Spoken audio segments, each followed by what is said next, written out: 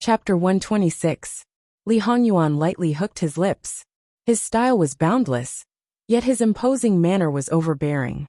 Facing him like this, who would dare to say that he only had a bag of skin and nothing else? This was the perfect example of ability and beauty. Okay? Luo Darren flatters me. Luo Darren, please sit. Now Luo Darren, might as well tell Ben Wang what you think. What I think? Jin Qinhuang did not hesitate to expose himself in front of him. What other thoughts could he have? Could it be that he would allow him to have other choices? Normally, he was already very difficult to provoke. This hidden side of him would only be even more terrifying. Luo Peishan believed that once he rejected him, according to this person's style, his family would be in trouble one after another. He couldn't help but smile. Will Wang Ye still give this old official leeway? If it's others, naturally there won't be, but Luo Darren is different. Even if you reject Ben Wang will not do anything to you. You can even choose to pledge your loyalty to others. In the future, when Ben Wang is in power, Ben Wang will not do anything to the Luo family. At most, Ben Wang will let you enjoy your old age in advance. Luo Peishan's heart slightly moved. What ability does this old official have to let Wang Ye be so tolerant towards the Luo family? Naturally, it's not because of you. No matter what, the Luo family is Ben Wang's future wife's family. I cannot give face to anyone, but Ben Wang's Wang Fei must be given face. Li Hongyuan indifferently said. Luo Peishan's face suddenly changed. Where does Wang Ye's words come from? Your family's third miss, Ben Wang has long seen her. Jin Wang Fei, other than her there is no one else. Luo Peishan's face was wooden. He really didn't know what expression to put on. Luo Peishan actually wanted to say, Wang Ye, are you joking? Or did you drink too much wine before coming to the Luo family, and your mind is not clear? This old official's granddaughter has an engagement. Luo Peishan's mind turned for a long time before he dryly squeezed out this sentence. Engagement? If she can retreat once, she can naturally retreat a second time. In any case, she can only marry this prince in the end. Luo Peishan clenched his fists, suppressing his anger. This old subject will be so bold as to ask, did His Highness intervene in the previous matter? Chen Zhengmin and Li Ruyu? When Li Ruyu was scheming against Chen Zhengmin, she secretly stopped Chen Zhengmin and didn't let him leave. Li Hongyuan was quite cooperative and answered all the questions. Even his father was not so obedient. Luo Peishan wanted to curse. Sun Yilin was one thing, but why was his grandson being targeted by the king of hell? Marrying anyone would be better than marrying him, right? This old subject's granddaughter has the appearance of a willow tree. She may be a little intelligent, but she doesn't have any great talent. I'm afraid that she is far from being able to enter Prince's eyes. Li Hongyuan looked indifferently at Luo Peishan. Lord Luo, do you think that this prince, like most people, is going to marry her because of the kindness she has maintained? To put it bluntly, even if those people have a limitless future, they are just starting out. Some of them have families behind them that have already sought refuge with others. At most, they will not stand on the opposite side of Wanwan. If they meet that ingrate Li Hongyuan sneered. Even if marrying her can bring the support of 10 families, this prince still doesn't care about them. If that's the case, how did that girl enter Prince's eyes? Li Hongyuan was silent. He looked at an unknown place and was lost in thought for a moment. When this prince was young, he often dreamed. In the dream, he was an adult, and there was a woman who was very important to this prince. Her surname was Luo, and her name was Jingwan. At first, this prince did not care much, but this dream never stopped. When this prince was 16 years old and was bestowed the title of prince, he investigated the situation of Lord Luo's family. Then, when Wanwan entered the capital and saw her, this prince was 100% sure that she was the woman in the dream. Do you think that this prince would let her marry someone else? Luo Peishan felt that it was absurd and ridiculous. But was there any better explanation than this? Jin Qinhuang had seen Jingwan a few times. Was it worth it for him to calculate like that at the beginning? Prince, forgive this old official for speaking bluntly. This old official's granddaughter is someone who does not rub sand in her eyes. Complicated places are not suitable for her. In this prince's backyard, other than some servant girls, There is no woman with a name. After marrying this prince, only imperial concubine, Su can be considered as her proper mother-in-law. Imperial concubine Su treats her daughter-in-law very well. Presumably, you courtiers have heard about it. Even if this prince has many brothers, there is no situation where sisters-in-law live under the same roof. If those women dare to find trouble with her, this prince will naturally make up for it 10 times, 100 times from those brothers. This prince actually does not know who in the entire capital has a more simple backyard than Jin Qinhuangfu? Li Hongyuan patiently explained. Prince should understand that this old official did not mean it that way. Lord Luo should just say that this prince's reputation is outside. This prince is only a jinx to his wife, not all women. If this prince is not a jinx to all women, would the backyard of Jin Qinhuangfu be so peaceful? AI. This prince has long known that Wan is a small vinegar jar. Luo Peishan understood, but because he understood, his shock could not be concealed. Li Hongyuan seemed to dislike that the stimulation he gave Luo Peishan was not enough. He looked at him with a faint expression. Until now, this prince has not hugged a woman. Lord Luo, you say, is it easy for this prince? Luo Peishan was immediately stupefied. Was he hallucinating? Or was he hallucinating? Or was he hallucinating? What happened to the fickle man, who had seen countless women, suddenly turned into a 22-year-old, who had not touched a woman, and was so pure? Ben Wang painstakingly calculated so much. Isn't it just to marry your precious granddaughter back to warm the bed? Luo Peishan's throat seemed to be stuck, unable to speak for a long time. Actually, he had already fallen asleep, but he had been dreaming. But why was this dream so strange? Quickly wake up, this kind of thing. Even if it was a dream, it was disgraceful. Lord Luo doesn't want to say anything? It's quite boring for this prince to talk to himself like this. Luo Peishan fiercely pinched himself. Ouch, it hurts. Lord Luo, for better or for worse, this prince feels pain just looking at you. Damn, it's not a dream. Your Highness, are you keeping your chastity for this old official's granddaughter?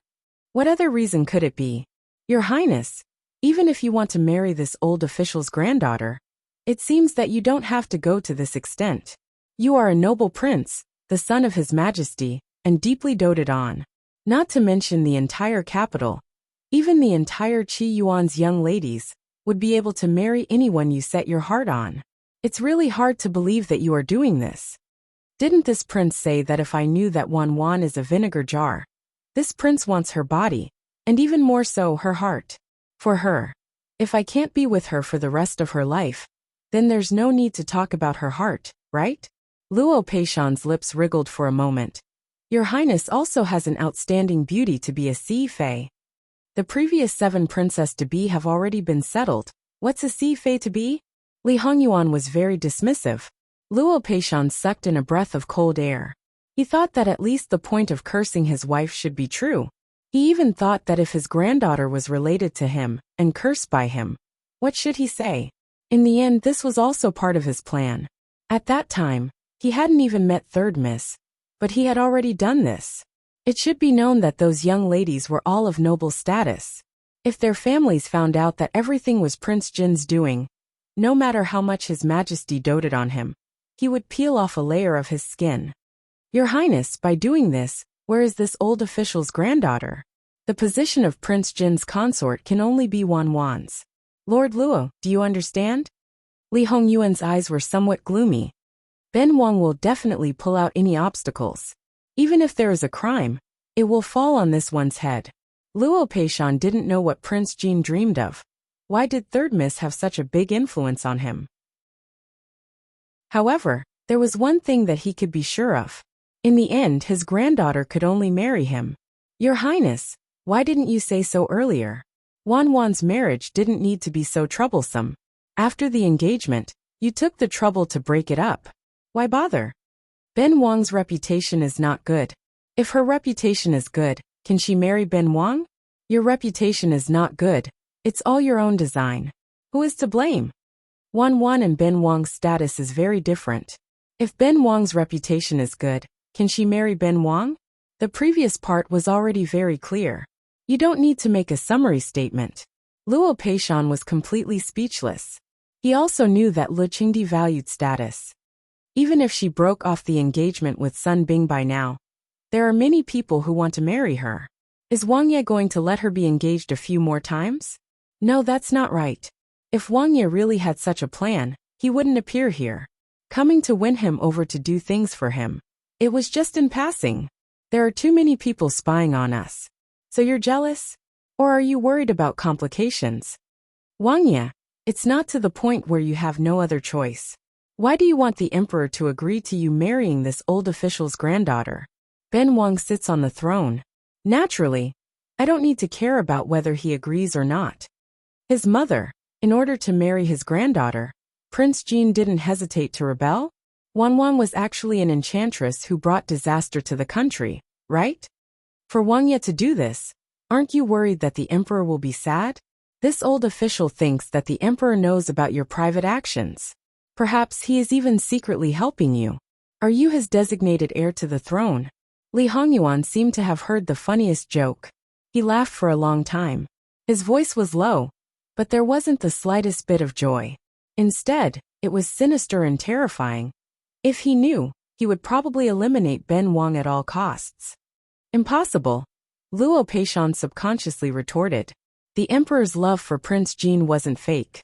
Why else would it be called unpredictable? In a flash, there was a smile that was particularly bewitching. Luo Darren, let me tell you a secret. This secret, other than Ben Wang, only Fu Huang and Gui Fei Su know. Do you want to hear it? Luo Peishan only felt a chill run down his back. This level of secret, knowing it would be harmful.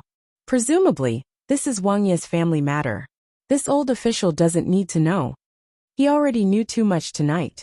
So much that he was completely in the palm of this future grandson-in-law's hand. However, no matter what, he was willing to do it. However, the one he was facing was Li Hongyuan.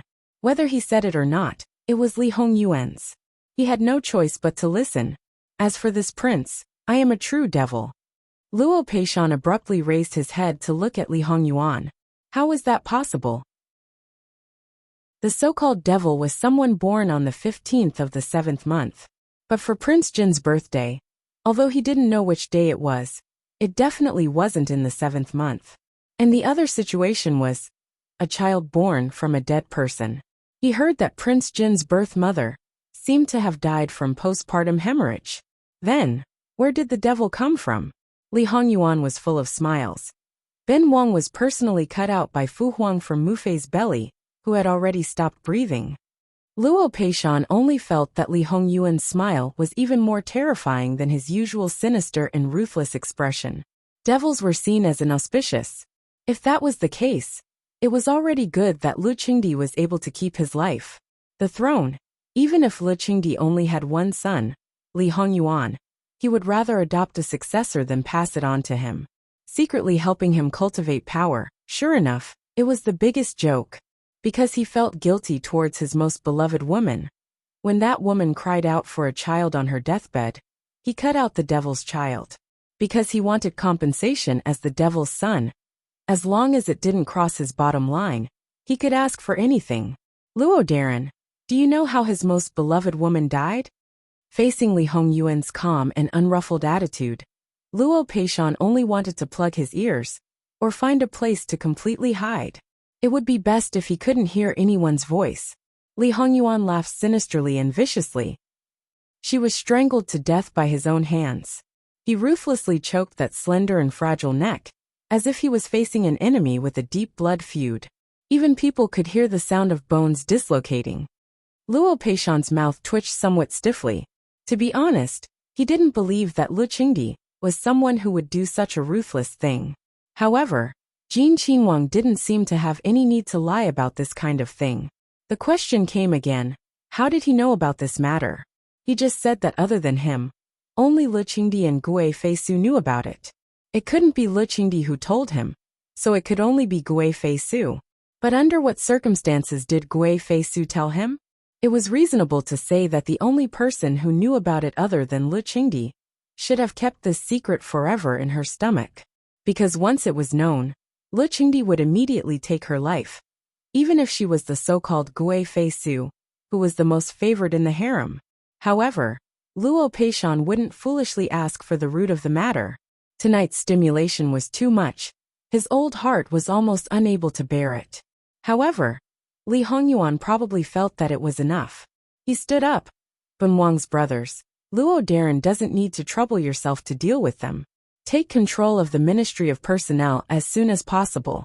In the face of Li Hongming, if you don't take the initiative to find him, he probably won't lower himself to curry favor with you.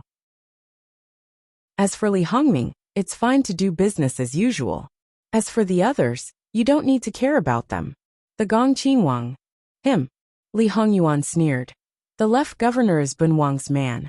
The Gong Qinhuang's biggest reliance was his father-in-law, the left governor Qin Tianming.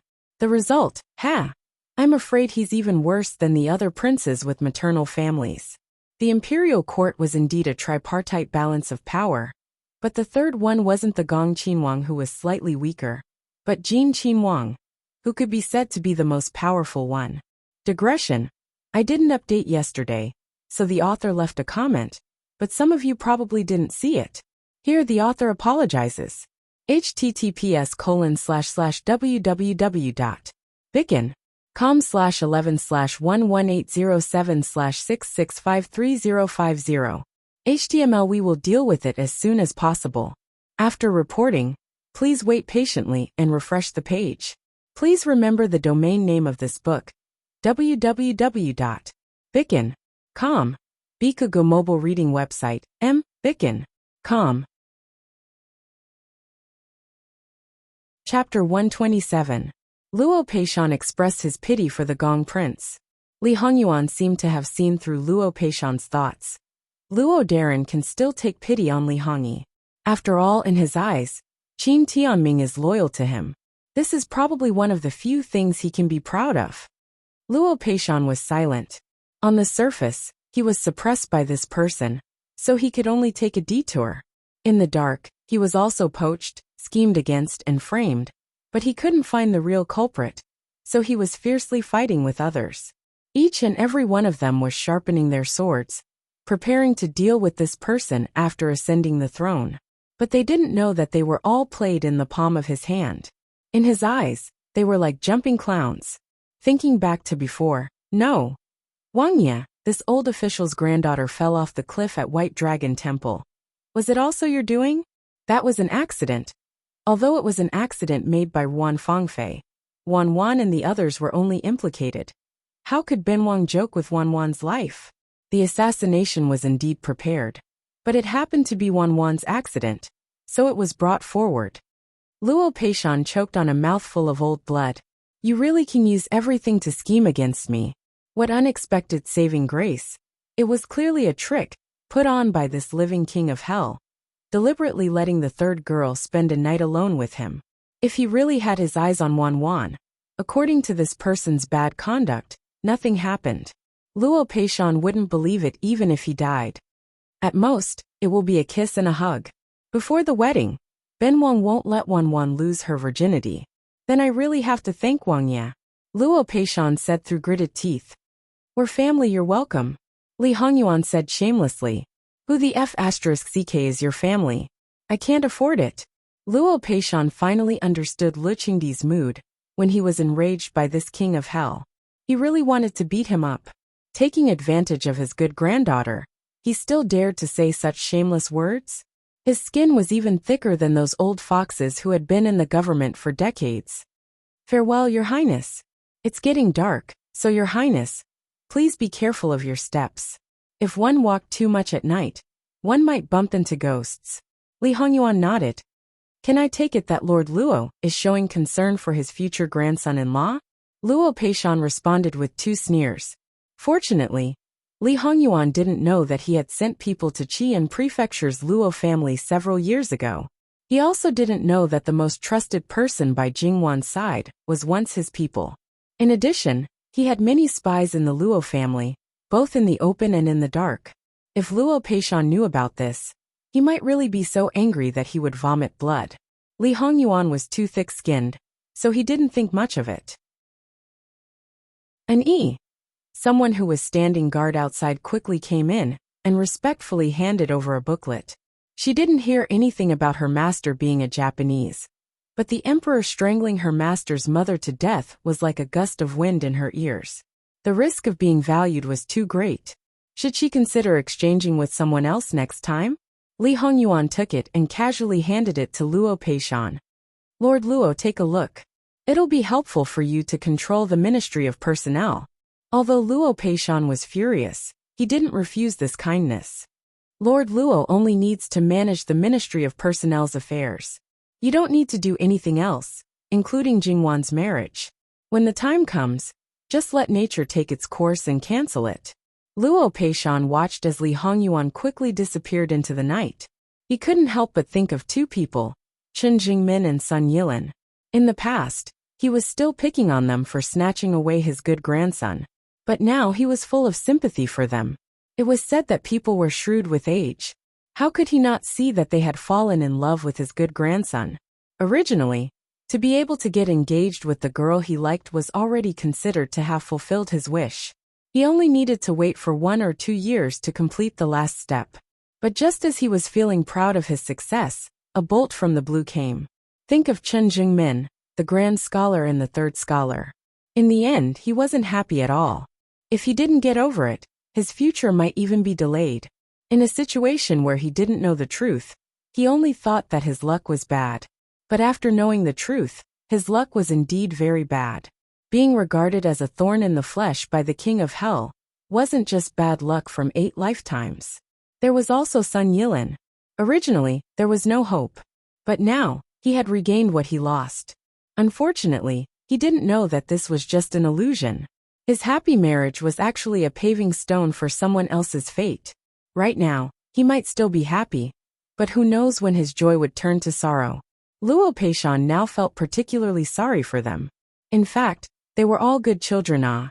It was just that their hearts fell in love with someone they shouldn't have. If they didn't fall in love with third girl, perhaps they wouldn't.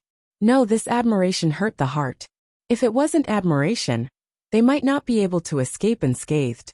My family's girl is so good. Why don't you put it in your heart? Luo Peishan believed that he had this kind of mentality.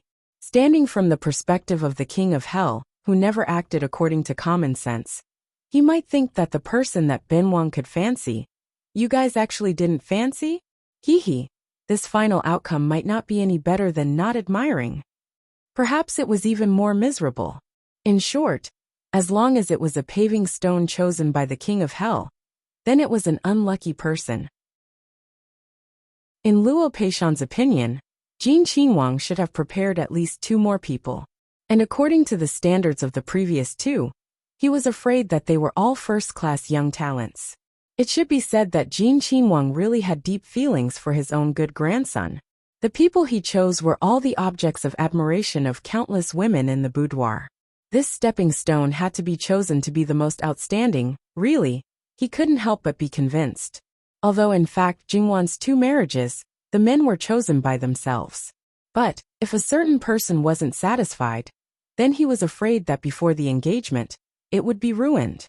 Luo Peishan collected his drifting thoughts, and returned to the desk, before slowly opening the booklet. On it were some matters of the Ministry of Personnel. The more Luo Peishan read, the more alarmed he became. In this Ministry of Personnel, at least half of the people were loyal to Jin Qinhuang. From top to bottom, there were people in charge of all aspects. It could be said that although Jin Qinhuang wasn't in the Ministry of Personnel, but the situation in the Ministry of Personnel, no one could be clearer than him. Thus, even if they were loyal to the same master, they might not know each other's secret identities. At this moment, Luo Peishan felt pity for Prince Rui. He had been in the Ministry of Personnel for nearly a year, and had spent countless efforts. The result was that it didn't reach his expectations.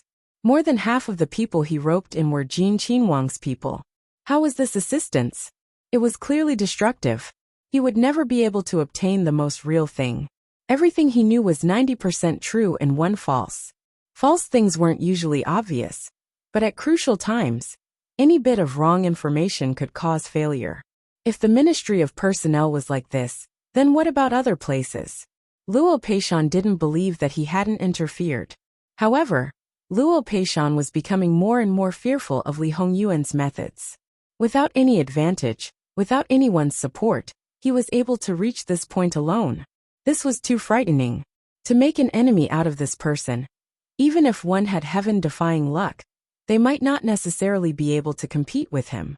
Moreover, for him to be able to reach this point, his luck certainly wasn't bad. He took advantage of the right time and place, and forcefully reversed the harmony of people. It could be said that he was invincible. Prince Rui, who he thought was pretty good before, was instantly reduced to dregs by Jin Qinhuang. He was afraid that even if they joined forces, they still wouldn't be able to compete with him. If he had Luqing Emperor's support, perhaps he would already be the rightful crown prince. What a pity, the devil! It was just that. Misfortune may be a blessing in disguise.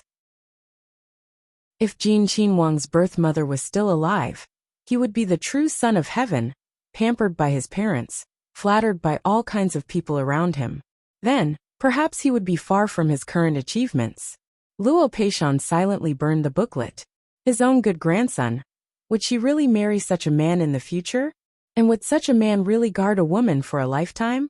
It was said that the best was what couldn't be obtained. Wanwan wasn't married to him now, so he schemed, so he could guard her.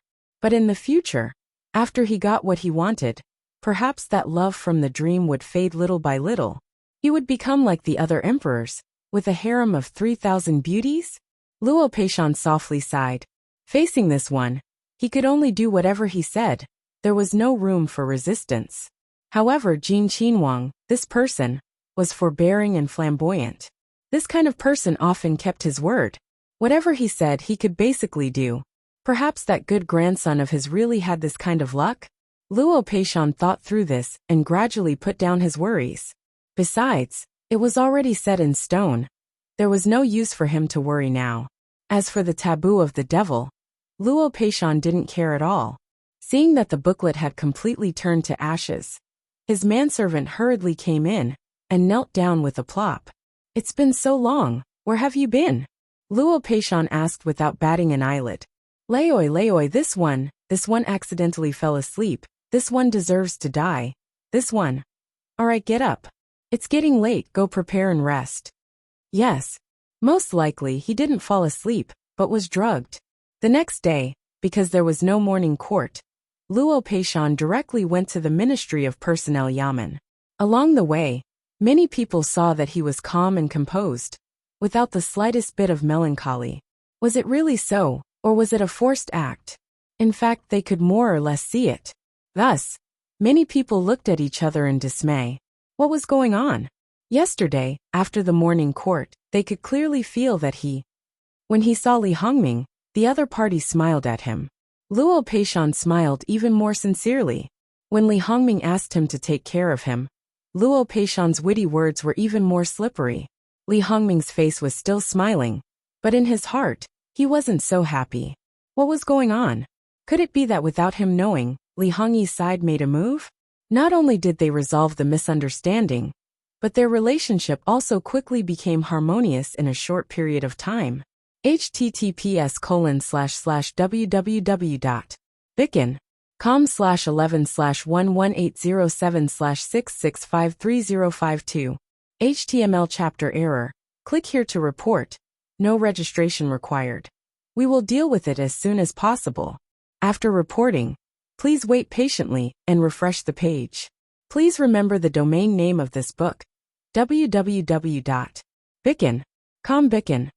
Bicken.com mobile edition reading website, Bicken.com. Chapter 128. Could Luo Peishan's control of the Ministry of Personnel be hindered, or even stopped by multiple obstacles? Not to mention Luo Peishan's own abilities. Just the fact that he had such a prospective grandson-in-law was like a cheat code. He already had a good grasp of the entire situation in the Ministry of Personnel Affairs. Did you think that he wouldn't know anything just because his subordinates refused to answer him when he asked about something? It didn't matter if they didn't tell him. Luo Peishan was happy and didn't express anything. He would give him 2 days to slowly familiarize himself with the situation. When the time came, They wouldn't say that he was a new official who made drastic changes. It would be too painful for them to burn their own heads. However, there were a few people who felt that the way their superior looked at them was strange, as if there was a hidden meaning in his gaze. There were those who were upright and plain-spoken, and were very calm. However, there were also those who had ulterior motives. They couldn't help but wonder if their secret had been discovered. In short, it was very annoying. Luo Peishan didn't think much of it. It was just that these people were all very good at acting. They were showing off their skills for their respective masters. But in reality, thinking back, sometimes they were just trying to trick their masters. This was a good way to gain enmity. As expected, none of the officials were simple.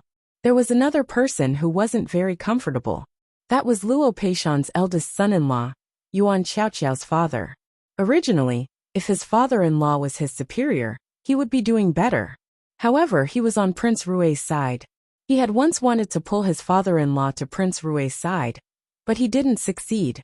In order to avoid arousing suspicion, he rarely visited the Luo family. Previously, his mother-in-law wasn't around, and his wife rarely returned home. But now, his situation had become awkward. The most obvious point was that Prince Rui had distanced himself from him after the former minister of the Ministry of Personnel resigned. Luo Peishan spent half a day in the Ministry of Personnel Yamen, and he was very relaxed and happy. Luo Peishan's attitude was even more unfathomable. After a day, he should have felt the rejection of the entire Ministry of Personnel Yamen. He didn't panic at all. Was he really so calm? Or did he give up because he knew that he was in an awkward position? Prince Kong, who had been reprimanded by the Empress, reluctantly put down his dignity and came to Luo Peishan. Unfortunately, he was not sincere. He only said a few perfunctory words, but Luo Peishan also gave him a perfunctory answer. Prince Kong was furious. In his opinion, Luo Peishan was disloyal to him first. Now that he was willing to use him, he was giving him a lot of face. He should be showing his loyalty to him in fear and trepidation. In the end, Imperial Mother said that Lord Luo is a person who values relationships and family. Now it seems that it is not entirely true. Lord Luo is the same as most people. No, that's not right. He is far inferior to them. At least they will think about whether their daughters will have a good life in their in-laws' house. Luo Peishan smiled, but there was a bone-chilling coldness in his eyes. According to Your Highness, this old official's granddaughter hasn't entered the gate of Ding General Manor yet. But you are already planning to make her unhappy, just like your aunt? It is said that nephews resemble their uncles. In your opinion, is this nephews resemble their aunts? These words were vicious. To put it lightly, Prince Kang's behavior was like that of a woman. To put it more seriously, he suspected Prince Kang's biological mother, or even that he was the son of the empress who had stolen the dragon, and was not Emperor Lu Qingdi's son. Luo Peishan. Prince Kong directly waved his fist at Luo Peishan. Fortunately, the person next to him reacted quickly and stopped him. Otherwise, this punch would have hit Luo Peishan. He was already so old. Who knew what kind of punishment he would suffer? It was possible that he would never be able to get up again. Luo Peishan's face became completely cold, and Prince Kang's face was even more livid. Lord Luo, as expected of Lord Luo. Prince Kong flicked his sleeves and left. This time, he probably wouldn't put down his face to ask for peace anymore. And the words, nephews resemble their aunts, quickly spread. It must be said that this Lord Luo was really not an ordinary kind of daring. However, even more people felt that Lord Luo was speaking the truth. Even if you are a Wangya, if you want to rope someone in, it's fine if you don't have a bit of sincerity. But the other person's granddaughter hasn't married yet, and you're already threatening him. Isn't that the same as your aunts? This kind of words, unless someone deliberately said it, otherwise it wouldn't reach Emperor Lu Qingdi's ears. But it was different for other people. After Li Hongyuan, who was holed up in Jin Qin Fu, heard this, he declined to comment on Luo Peishan's words. Regardless of whether he had one layer of meaning or two layers of meaning, when it involved Wan, how could he let Li Hongyi off so easily? Therefore, it could be said that Prince Kong would encounter another unknown misfortune. And when the servant came to report, Li Hongming, who had just made a round at the Ministry of Personnel Yamen before returning to his fu, was currently holding a soft and warm jade in his arms. It wasn't anyone else, it was Luo Jingying. Dressed in luxurious clothes, her entire body was adorned with expensive jewelry. Leaning in Li Hongming's arms, the most important thing was that the corners of her eyes were bewitching. Her appearance, if a discerning person saw it, they would definitely be able to guess what had happened. Luo Jingying had already lost her chastity. Li Hongming saw a personal attendant not far away, and gently whispered a few words in Luo Jingying's ear. Under Luo Jingying's affectionate gaze, Li Hongming got up and left. What is it?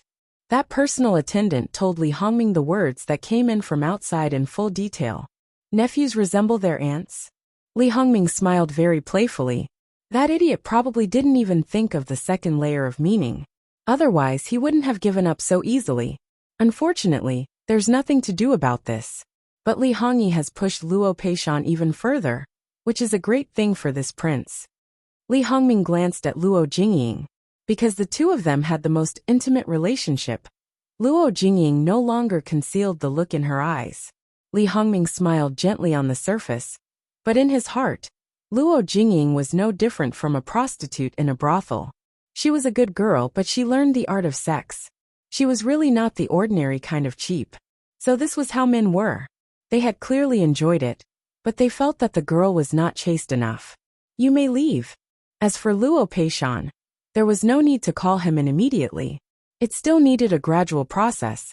It would be best if Luo Peishan struggled for a while and realized that he couldn't control the Ministry of Personnel.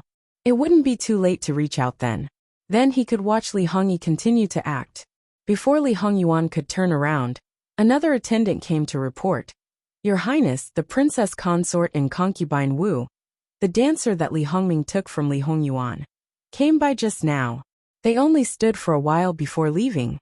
Don't worry about it. Li Hongming was very confident in his own inner court. Everyone was very tactful about what they should do and what they shouldn't do. However, after spending half a day on Luo Jingying, he felt that it was a waste of time. Li Hongming walked to Luo Jingying's side and sat down. Luo Jingying naturally snuggled into his arms. Li Hongming touched her face and said gently, this prince will have someone send you back. Luo Jingying was stunned. But I don't want to leave. I can't bear to part with your highness. This prince also can't bear to part with you. But if you go back late, and your family finds out, what will you do? Does your highness not want this concubine, this subject's family to know? She looked up at Li Hongming, and was about to cry. Li Hongming hurriedly kissed her eyes. Of course, but this prince doesn't want Er's reputation to be damaged. This prince wants Er to enter the Jin Wangfu openly. Er, give this prince some time. This prince will definitely let Er enter the Rue Wangfu openly. Luo Jingying changed back to her original clothes with the help of the maidservants. Although she didn't change out of her undergarments, Luo Jingying still felt that the original clothes were not right. She couldn't help but look at the magnificent clothes. When could she wear it openly? However, she didn't think about it. Even if she entered the Rue Wangfu, and Li Hongming gave her the title of concubine, she would only be a concubine. She wouldn't even have the right to return home. Without Rue Wangfei, she wouldn't even be able to leave the second door of the Rue Wangfu. How could she wear it out to show off? Before entering the Rue Wangfu, she wouldn't have the guts to wear it even if Li Hongming gave her a lot of good cloth. She didn't know if there was a hole in her brain. The servant girl who served her was unusually respectful, but in her heart, she was extremely disdainful of her. She had never seen such a short-sighted person, nor had she seen such a shameless person. In fact, the maidservants in the Rue Wangfu rarely thought of climbing into the bed, because anyone who knew Li Hongming's true temperament knew that even if they succeeded, they wouldn't have the glory and wealth they dreamed of. So, what was the difference between a good official's daughter and a prostitute doing this kind of thing? It was said that she was the granddaughter of the new minister of the Ministry of Official Personnel Affairs. The Luo family was a scholarly family with a century-old reputation. If he knew that he had such a disgraceful granddaughter, would he beat her to death directly? Luo Jingying quietly returned to the mansion from the back door. The old maidservant who guarded the door finally felt relieved. It was not a good thing for a girl to go out secretly. If it was known, she would be the first one who couldn't escape. Luo Jingying's etiquette instructor calmly took over the big bag in Luo Jingying's hand. It was not light. When Luo Jingying went out, she was empty-handed. This was a big gain. She turned around and was about to take Luo Jingying back to the third branch. The old maidservant who guarded the door grabbed her. But we agreed that it would be just this once. If she hadn't been caught by the old woman, she wouldn't have dared to do such a thing. The etiquette instructor pushed her hand away, took out a silver ingot worth 10 taels from her sleeve, and threw it to her. "I'll bother you next time." The old maidservant was so angry that her liver hurt. However, she really didn't dare to expose it. Luo Jingying saw this but didn't say anything. The etiquette instructor took Luo Jingying to a secluded place and took a big detour before returning to the third branch. Fortunately, they didn't meet anyone along the way. Luo Jingying immediately relaxed. "Fourth sister, what are you wearing? Did you come back from outside?" Luo Jingying was shocked when she suddenly heard Jingwan's voice. She felt guilty and scared. "Luo Jingwan, why are you here?" "Fourth sister, how can you call your older sister by her name?" Sun Yijia looked at Luo Jingying and said unhappily. Luo Jingying was anxious and angry. Perhaps Sun Yijia had a deep influence on her in the past, so she didn't dare to refute. "This servant greets third young madam, and third young Mississippi, fourth young miss." Jingwan waved her hand. "Third sister-in-law, let's go." Obviously, she didn't want to listen to their nonsense. After Jingwan and Sun Yijia walked away, why did they come to the third branch? https://www.bicken.com/11/11807/6653054. HTML. Please click here to report an error. Registration is not required. We will deal with it as soon as possible. After reporting, please wait patiently and refresh the page. Please remember the domain name of this book: www.bicken.com. Bicken.com Mobile Edition. Chapter 129. You're getting married tomorrow? Luo Jingying was startled. She had completely forgotten about this. However, Luo Jingying felt that she couldn't be blamed for this. It was because the residence was too quiet. If it was as lively as her third brother's wedding, even the dead would know about it. She couldn't help but sneer. She's just a bastard born of a concubine. Naturally, she's not worthy of our attention. "Miss, you should go back and change your clothes first. We still need to add some dowry to second Mrs. Dowry." Luo Jingying walked towards her courtyard. "Nanny, just pick something and send it over. She doesn't have the face to make this miss go personally." Her good mood was half ruined because she saw someone she hated. However, after opening the bundle and seeing the good things she dreamed of, Luo Jingying couldn't help but smile happily. Her etiquette instructor stood silently to the side. It would be a lie to say that she wasn't moved by those good things. However, she was an old person after all. Her desire for these things was very weak. The only thing she wanted now was to see the Lu family return to its former glory. She didn't say anything in the face of open-minded and brainless Luo Jingying. In any case, it seemed that her body was already ruined. Even if Third Miss suspected that she had gone out and informed old Madam, the matter was already settled. As long as she was still valuable to Prince Rui wouldn't sit idly by. On the other side, Jingwan and Sun Yijia were walking hand in hand. "Little sister Wan, fourth sister doesn't seem to be right." Sun Yijia frowned slightly and was somewhat worried. Of course, she wasn't worried about Luo Jingying herself. As the saying goes, if one person prospers, the whole family prospers. And if one person suffers, the whole family suffers. If something happened to Luo Jingying, the one who would be implicated would be the young lady of the Luo family, and even the entire Luo family. As for Luo Jingying, there was nothing worth paying attention to. Not to mention, Sun Yijia had seen plenty of people like her. As for the grudge between her and Wan Jingying, she already understood most of it. To be honest, the origin of the conflict was simply inexplicable and unreasonable. Jingwan, on the other hand, didn't care that much. Sun Yijia might not know what Luo Jingying did, but she had a pretty good guess. Perhaps she hadn't personally experienced it, but in her opinion, it was simply vulgar for a lady of the boudoir to sneak out wearing a maid's clothes.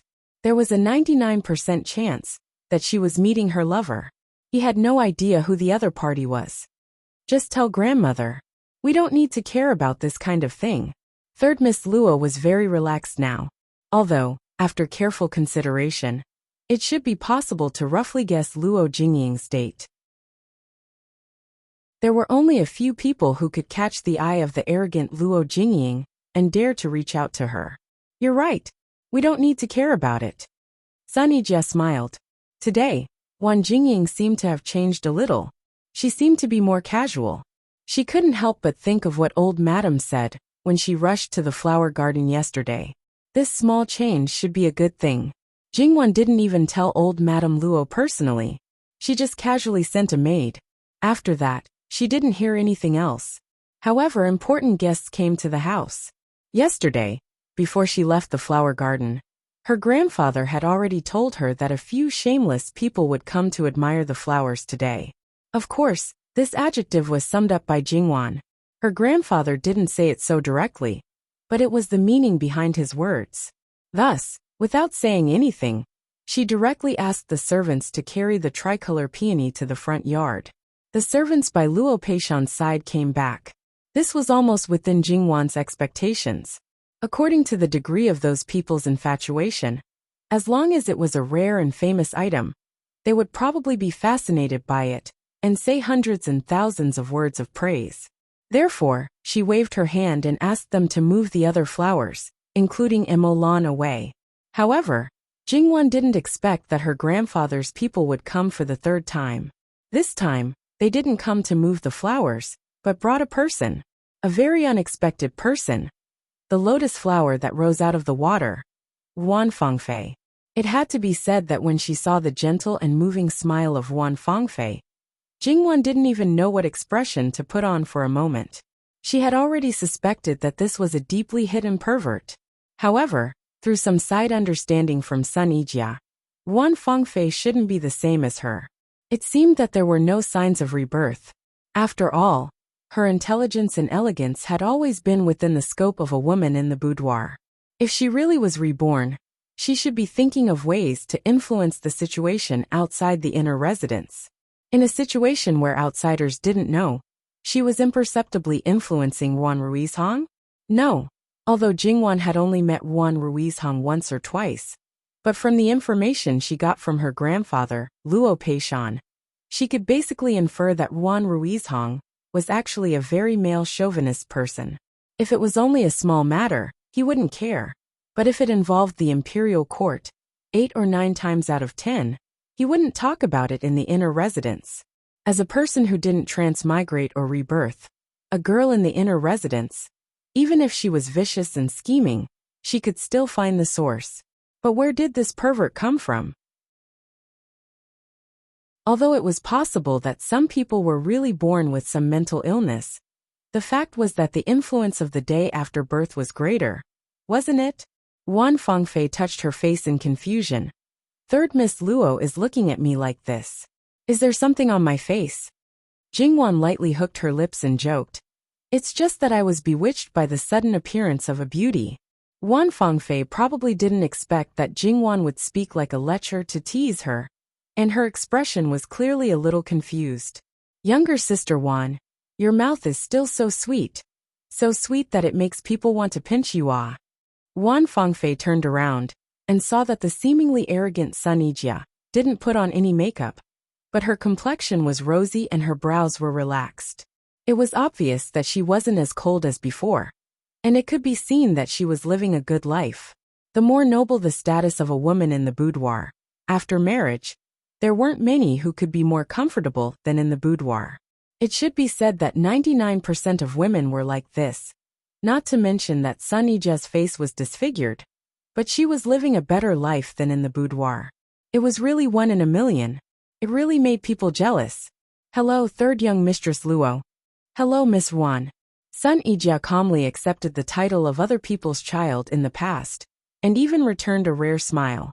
In fact, even if there was such a hideous scar on her face, Sun Yijia's charm wasn't damaged at all. Sun Yijia walked to Jingwan's side and reached out to pinch her face. Your mouth. Miss Wan, don't mind it. Younger sister Wan is like this, and our family can't do anything to her. Jingwan looked at Sun Yijia with dissatisfaction. I'm telling the truth. It's said that everyone loves beauty. I was just entranced by a great beauty. What did I do wrong? Wan Fengfei covered her mouth and laughed. For women, praise from another woman would probably please them even more. Moreover, with Wan Fengfei's status, even if there were many men who admired her, their praise would only be tactful. However, those things after hearing too much, there would always be a time when one would feel tired of it. This was the first time such a straightforward praise had been given. Even Wan Fengfei couldn't help but feel happy from the bottom of her heart. Well, for such an interesting person, wouldn't it be better to keep him alive and slowly deal with him? Just like the butterfly in the net, flying and struggling and struggling. It was so interesting. It was much better than slapping him to death. Jingwan inadvertently glanced at Wan Fengfei's eyes. Because she was covering her mouth and nose, her eyes were particularly prominent. People who didn't notice anything might think that it was particularly beautiful and shiny like a gem. But Jingwan felt that it was particularly scary. He couldn't help but want to swear, okay? Jingwan never liked to let unimportant people into her room, unless it was a special situation. Similarly, she asked people to prepare the things and sat in the yard to chat. Because there were outsiders, Sun Yijia was still used to looking at her arrogantly. However, when she talked to Jingwan, she would involuntarily soften. Jingwan was used to it, but Wan Fengfei felt it was particularly obvious. No matter what, people like her had a common problem, which was to think that everyone should revolve around her. If someone's attitude towards everyone was the same, it would be better. However, if this person suddenly treated another person differently, and that person was not her, she would feel unhappy. In particular, these two people's attitudes were particularly intimate. Because the age difference between Sun Yijia and Wan Fengfei was very small, and the education they received since childhood was similar, it was reasonable to say that these two people should dislike each other and sympathize with each other from a certain point of view. However, when they really sat together, Jingwan found that their auras didn't match at all. It seemed that they didn't have any desire to chat. Therefore, Wan Fengfei pulled Jingwan to talk about flowers and trees, and Sun Yijia pulled her to talk about other things. The more they talked, the more uncomfortable it was. It was like two children competing for favor, and Jingwan obviously became the object of their competition. Jingwan dealt with it calmly, but she couldn't help but roll her eyes in her heart. These two people didn't compete in the past because they rarely got together. After this battle, their views of each other in their hearts would change. It wasn't difficult for Rui Ran to deal with two people who suddenly became childish. But after a long time, she would still feel mentally tired. Speaking of which, it was Sun Yijia who was close to her that was the first to notice the trouble she brought to Jingwan. Therefore, she took the initiative to restrain herself and slowly became silent. Her family was still the only family that felt heartache. Young lady, Master sent a message saying that it's time to go back. Wan Fengfei's mama said. Wan Fengfei looked at the sky. Ah, so much time has passed without us noticing. I wanted to talk to young lady Luo before, but I didn't have the chance. Fortunately, I came with my father today, otherwise I would have missed it. Young lady Luo, how about we go out for a walk in a few days' time? She looked at Jingwan rather hopefully. Jingwan smiled, sure. After sending Wan Fengfei off, Sun Yijia frowned. What exactly did she come here for? Who knows? Digression. https://www.yanguiwaiwo.com/11/11807/66530056. HTML. We will deal with it as soon as possible. After reporting, please wait patiently and refresh the page. Please remember the domain name of this book. www.yanguiwaiwo.com. Bikago mobile version reading website. yanguiwaiwo.com. Chapter 130. Who knows? In short, it was not just because she was bored at home and followed her old man to the Luo family for a stroll. Then, the real purpose of Wan Fangfei coming here was worth pondering. Jingwan felt that she most likely came for her. Coming to this conclusion, Jingwan's entire person felt a little unwell. How should it be said? Jingwan had always been puzzled. How could she be inexplicably targeted by a pervert? Originally, she was prepared to consciously avoid her, but she actually still came to find her home. Wan Mimi, I always feel that Wan Fangfei is strange somewhere. I had little contact with her in the past, but it's not like I didn't have any contact with her. I don't seem to have this kind of feeling. Sun Yijia was somewhat puzzled. Jingwan glanced at her. Of course, you weren't targeted by her in the past. Now the reason why perverts were called perverts was because those people's brain circuits were different from ordinary people. However, she roughly knew the reason why Wan Fangfei targeted her sister-in-law. It was nothing more than a certain kind of strange idea similar to Lucier. She couldn't bear to see others doing well. The time Sun Yijia married into the Luo family was originally the time of her marriage with Jin Qinhuang. As Jin Qinhuang's prospective Cifei, Wan Fangfei should have married into Jin Qinhuang Fu not long after. However, this specific time had not been set from the beginning. Jingwan got the news from her grandfather Luo Peishan. It seemed that there was no movement at all. It was as if Lu Qingdi had simply forgotten that he had bestowed such a marriage. It was as if the time of Wan Fangfei's marriage had been deliberately delayed, and there was a bit of an endless delay. Wan Fangfei looked indifferent. Was she anxious in her heart? She was definitely anxious.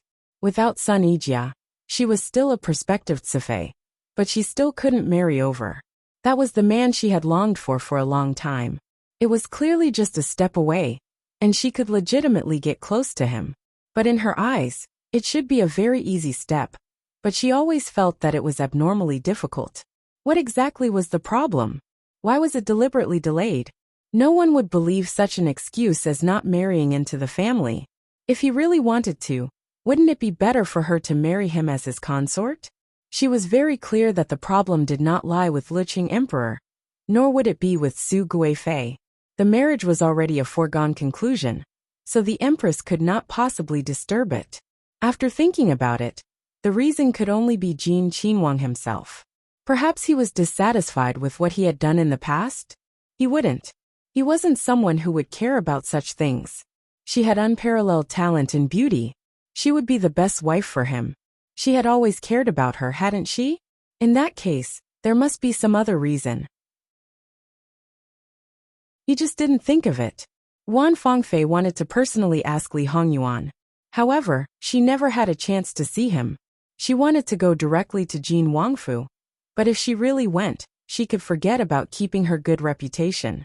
If Li Hongyuan knew what Wan Fangfei was thinking, he would probably ignore her completely. He was now looking for an opportunity to get rid of her. However, Wan Fangfei was very good at using all kinds of methods to ruin people. If the same method was used on her, it wouldn't be so easy. Moreover, there weren't many opportunities recently. And if Jingwan knew, she would probably be very speechless. Jin Qinhuang, this kind of person, had met many talented and beautiful women. You, Wan Fangfei, were better than them only because of your birth. How narcissistic would you be to have this kind of thinking? Whether she blames you or not, it has nothing to do with you. This sister-in-law of hers, in her eyes, should only be incidental. There was this eyesore in front of her. That's right. After her marriage with Jin Qinhuang was annulled, it naturally had nothing to do with Jin Qinhuang's quasi-Cifei. Moreover, she had settled down now, so why should she care about her? That's right. Sun Yijia leaned closer to Jingwan, smiling somewhat maliciously. My fifth go also came today. Jingwan smiled rather helplessly. Your fifth go is the same as the other Darren. They are all people who love flowers. Is it strange that he came? Her skin was so thick.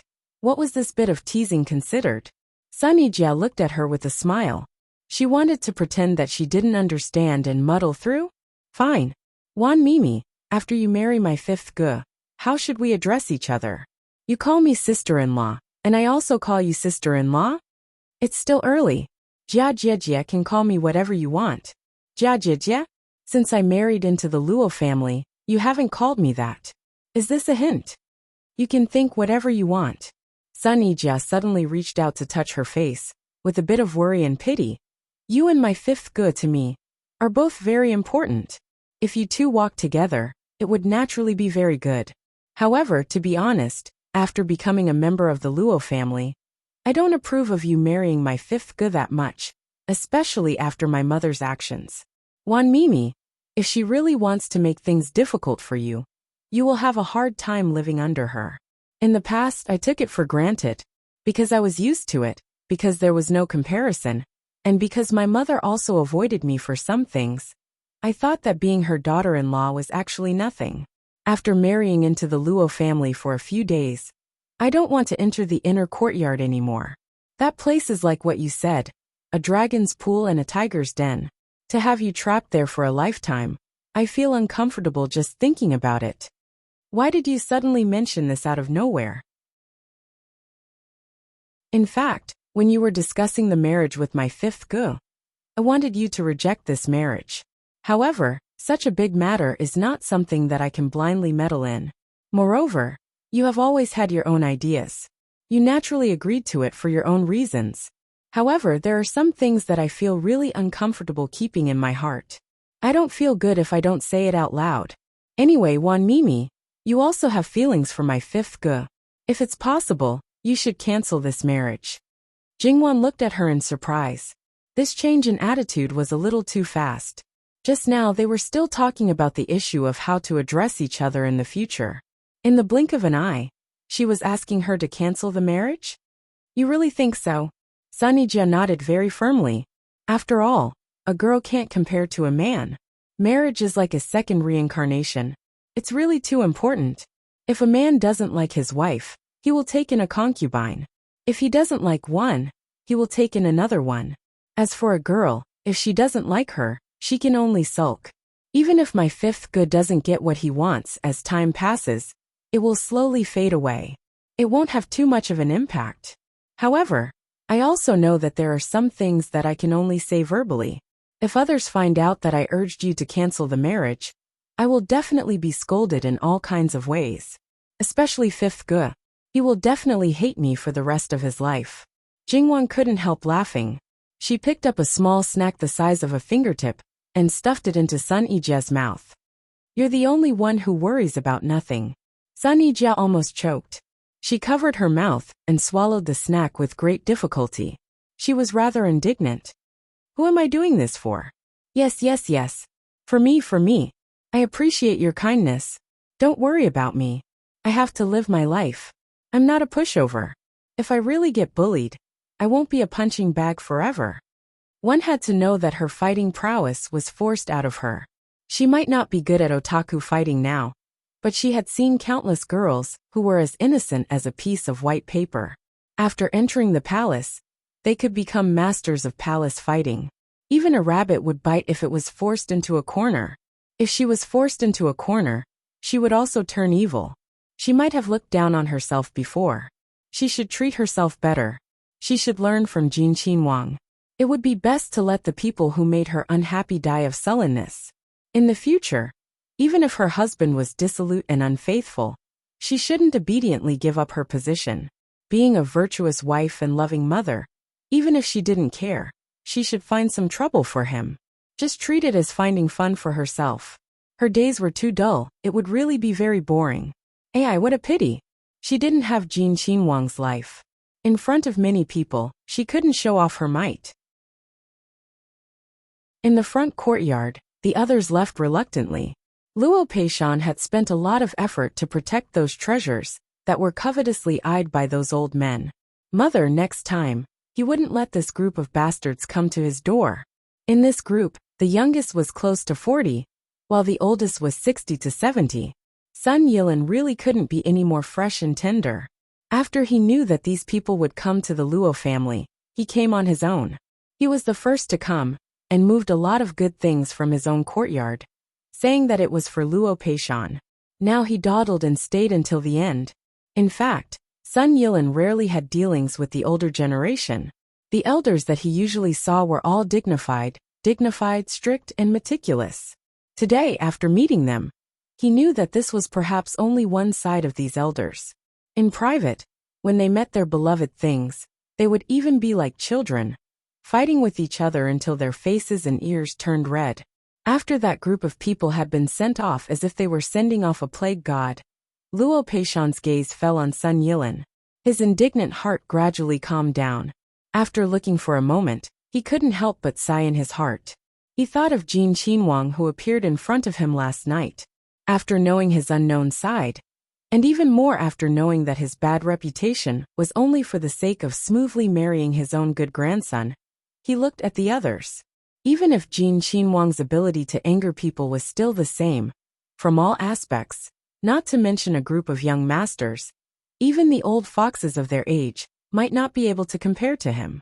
The first young master of the capital, Sun Yilin, could only be considered outstanding after excluding that person. Thinking about those things that he had brought before, he really did care about the third girl.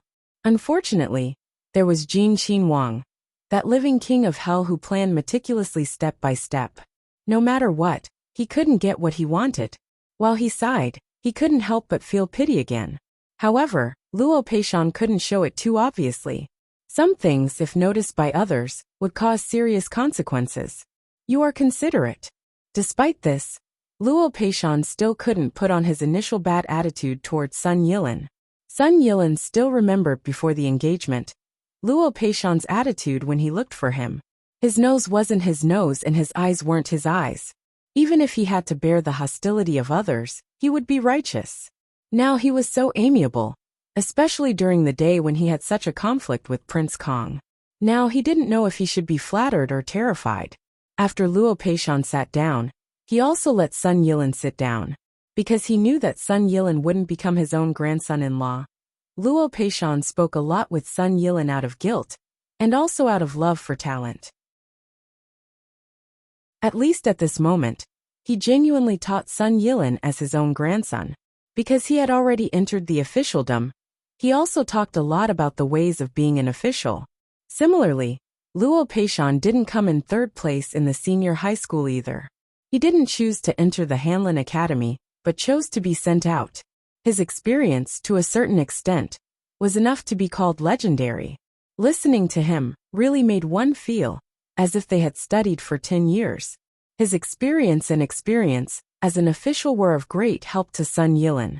After all, no matter how smart Sun Yilin was, he didn't have broad knowledge and wisdom accumulated over time. Duke Dinggua's thoughts were all on his eldest son. Moreover, even if Duke Dinggua was in the imperial court, what he learned and thought were all about interests.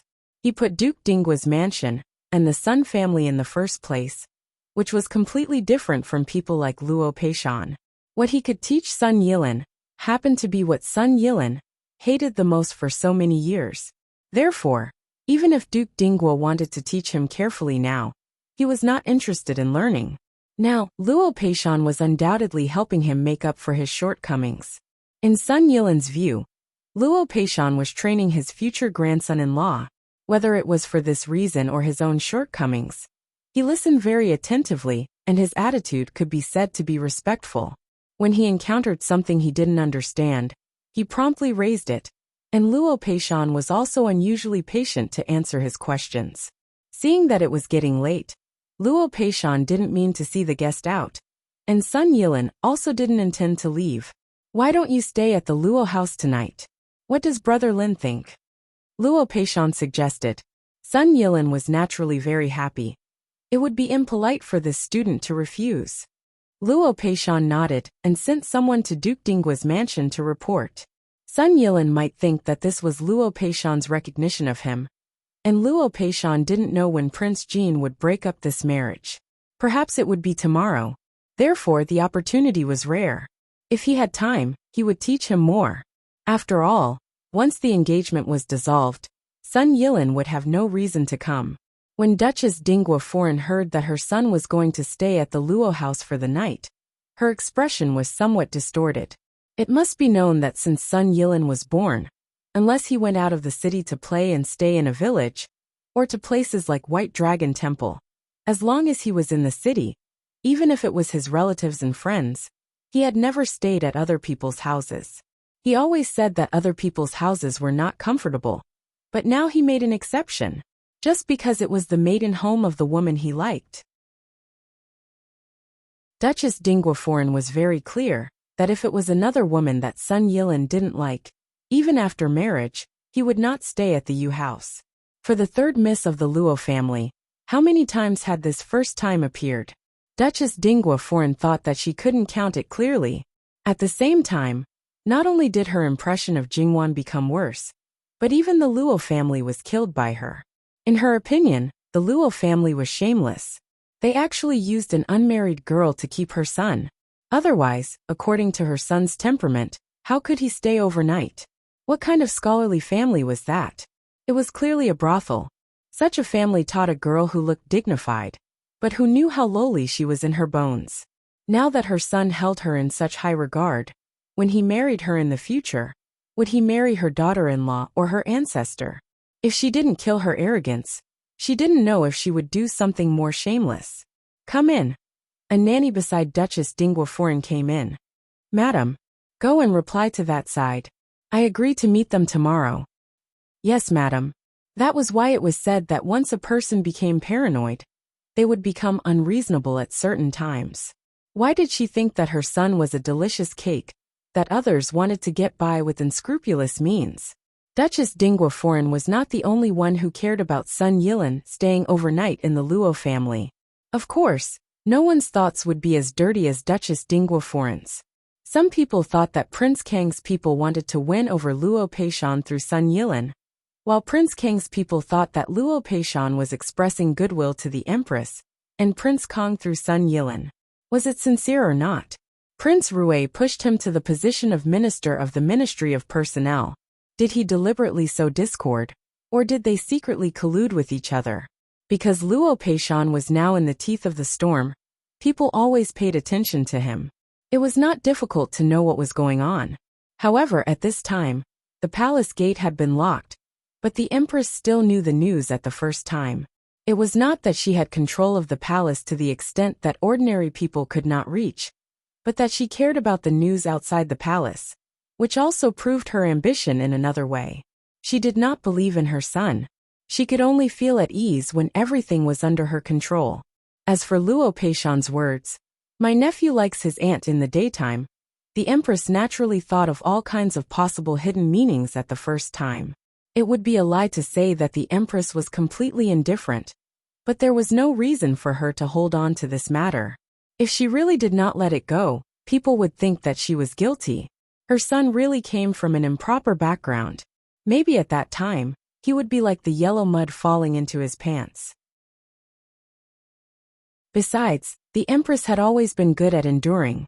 When she heard this, she could even say, "Her son is getting more and more outrageous." At this moment, the Empress's face was solemn. She sat in her own bedroom. No one could tell whether she was happy or angry. It could be said that this son was stupid and easy to control, but sometimes too stupid and easy to mess things up. Sitting in this position, she could not brazenly interfere too much. At that time, not to mention that the people who relied on her son would be dissatisfied, Lu Cheng would punish her in person. Therefore, even if the Empress had the world in her hands, she still felt powerless. No matter the reason why Sun Yilin stayed in the Luo family, it was a good thing for her.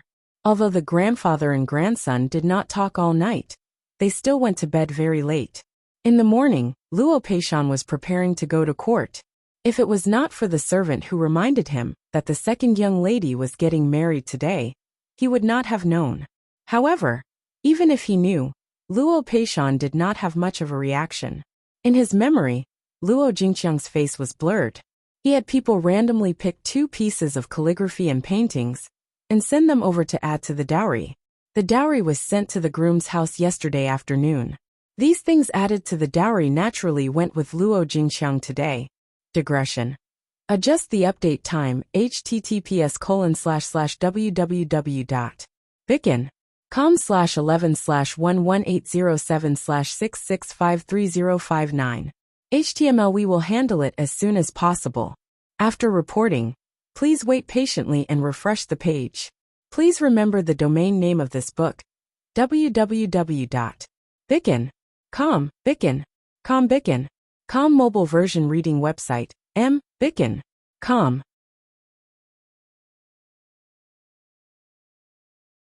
Chapter 131. Although Luo Jingqiang's wedding was not as lively as Luo Jinghua's wedding, there were many things that should be there. Even the groom was surprised when he received the dowry yesterday. It was much more than what they had expected. They sighed that the Luo family was indeed a kind family. Even a concubine's daughter was valued so highly. How could they know that this was all because the Lu matriarch's scheme against Jingwan's mother failed, and instead lost money, and increased Luo Jingqiang's dowry by 30%. However, because of this extra dowry, the groom knew that the Luo family valued his daughter. In addition, on the eve of Luo Jingqiang's wedding, Luo Peishan was promoted to the Minister of Personnel. Luo Jingqiang's status was greatly elevated. After all, the Ministry of Personnel had the most power among the 6 ministries. It had the power to directly appoint and dismiss officials below the 4th rank. Being associated with such a family was much more advantageous than being in the same situation. Luo Jingqiang also did not expect such a good thing to happen a day or two before her wedding. As long as her grandfather was still healthy and firmly in the position of minister, then her future life in her husband's family would be very comfortable. The person who was about to become her husband was still a virgin. As for her father-in-law, he was only a minor 5th-rank official. Although there were 2 mothers-in-law above him, they still looked forward to the Luo family. No matter who it was, they would treat her with care. Moreover, based on her understanding of her grandfather, as long as she did not seek death, her grandfather would still be willing to help her. Luo Jingqiang happily got into the bridal sedan chair. As for her birth mother, concubine Hua, because she took the blame for her mother, she could be considered to have something against her. She would be able to live the rest of her life peacefully in a corner of the 3rd branch, and would not be tortured. She could be considered to have completely escaped from her mother's evil clutches. She had great expectations for the future. After a busy day, another big matter was settled. If nothing unexpected happened, the Luo family should be relatively peaceful for a period of time. However, Luo Peishan would probably be very busy, not only at the Ministry of Personnel Yamen. Even when he returned home, many people would come to visit him. At least, people from Prince Rui's faction would come frequently. It was said that one would only be calm when there was nothing out of the ordinary. However, with a certain king of hell watching from the side, how could there not be any accidents? Unless there was a certain someone that he had been longing for a long time back to his nest, and held in his arms, then he would probably be able to truly calm down. When it was time to pay respects at night, everyone else was sent away except for Luo Jingying and her parents. Luo Rongping and Mrs. Lu still didn't know, so they had some doubts. Only Luo Jingying was very nervous. Luo Rongping was about to ask, but the 2 nannies beside Madame Luo suddenly stepped forward. 4th young lady, please come with us to the inner room. Luo Jingying subconsciously took 2 steps back and tugged at the corner of her mouth. I don't know what the 2 nannies want. She couldn't help but look at Madame Luo. There was no warmth in the eyes of Madame Luo, who was sitting quietly. Luo Jingying's heart pounded uncontrollably. Why are you being so long-winded with her? Madame Luo said coldly. Since Madame Luo had said so, who would be polite to her? The 2 nannies each grabbed one of her arms and dragged her to the inner room. What are you doing? Let go of me. Luo Jingying struggled, but it was in vain. Father, mother. Luo Rongping and Mrs. Lu didn't know what was going on at all. They wanted to say something, but when they met Madame Luo's knife-like eyes, they swallowed back their words. No matter how scheming Mrs. Lu was, no matter how good she usually was at pretending, she had a deep-rooted fear of Madame Luo. This fear was not only between a daughter-in-law and a mother-in-law. Madame Luo had never been bad to her daughter-in-law. It was only because Madame Luo absolutely suppressed her in some aspects. Regardless of her bearing and self-restraint, there were times when she seemed to see through her at a glance. In front of her, it was as if she had been stripped naked and had nowhere to hide. As for Luo Rongping, his mother lived a peaceful life, but she was too pretentious. As a result, he didn't know where she was taken away by Luo Peishan. When he was a few years old, he was raised by Madame Luo. Because he wasn't too young at that time, and his mother talked nonsense in his ear all day long, he hated Madame Luo in his heart. Who was Madame Luo? If you hated her, how could you expect her to treat you well? She would give you enough to eat and warm clothes, and when you reached the age, she would hire a teacher for you. Luo Rongping was raised like this, and inexplicably, he also developed a fear of Madame Luo. In front of Madame Luo, he was even more obedient than in front of his father. Not long after Luo Jingying was taken away, he was brought back again. Luo Jingying, who was brought back, looked as if he had been tortured. His hair was messy, his clothes were scattered, and his whole body seemed to have been drained of energy. He directly knelt on the floor. Madame Luo was very displeased to see him like this. How is it? Madame Luo, fourth young lady has lost her virginity, and there are marks on her body. This sentence was like a bolt from the blue for Mrs. Lu, and Luo Rongping was also shocked. Tell me, who is that man? Madame Luo was not angry, but only indifferent. Luo Jingying sat on the ground in a daze and didn't say anything. Madame Luo didn't care. Come on, go to Luo Jingying's room, and see if there is anything special. Also, tie up all the servants in her yard. Bring the nanny and the head maid here. Don't go, don't go. Luo Jingying suddenly wanted to stop his mother, who was leaving like crazy. No one would believe that there was no ghost in her room with her reaction. At this time, Mrs. Lu only wanted to strangle her.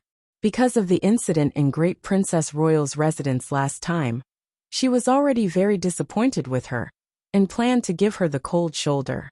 As a result, when she didn't pay attention, this evil creature actually, Mrs. Lu's vision turned black, and she almost fainted.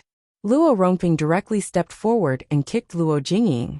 His plan, his dream of being the father-in-law of the country. How could a piece of trash enter Jin Qinhuangfu?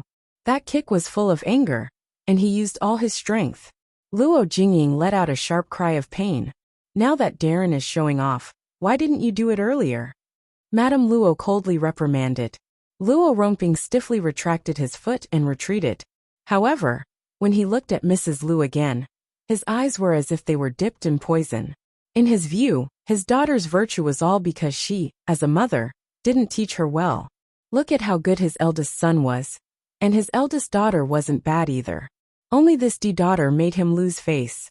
However, he neglected the fact that other than the teacher, the one who taught Luo Jingming more was Luo Peishan, and not him, his father.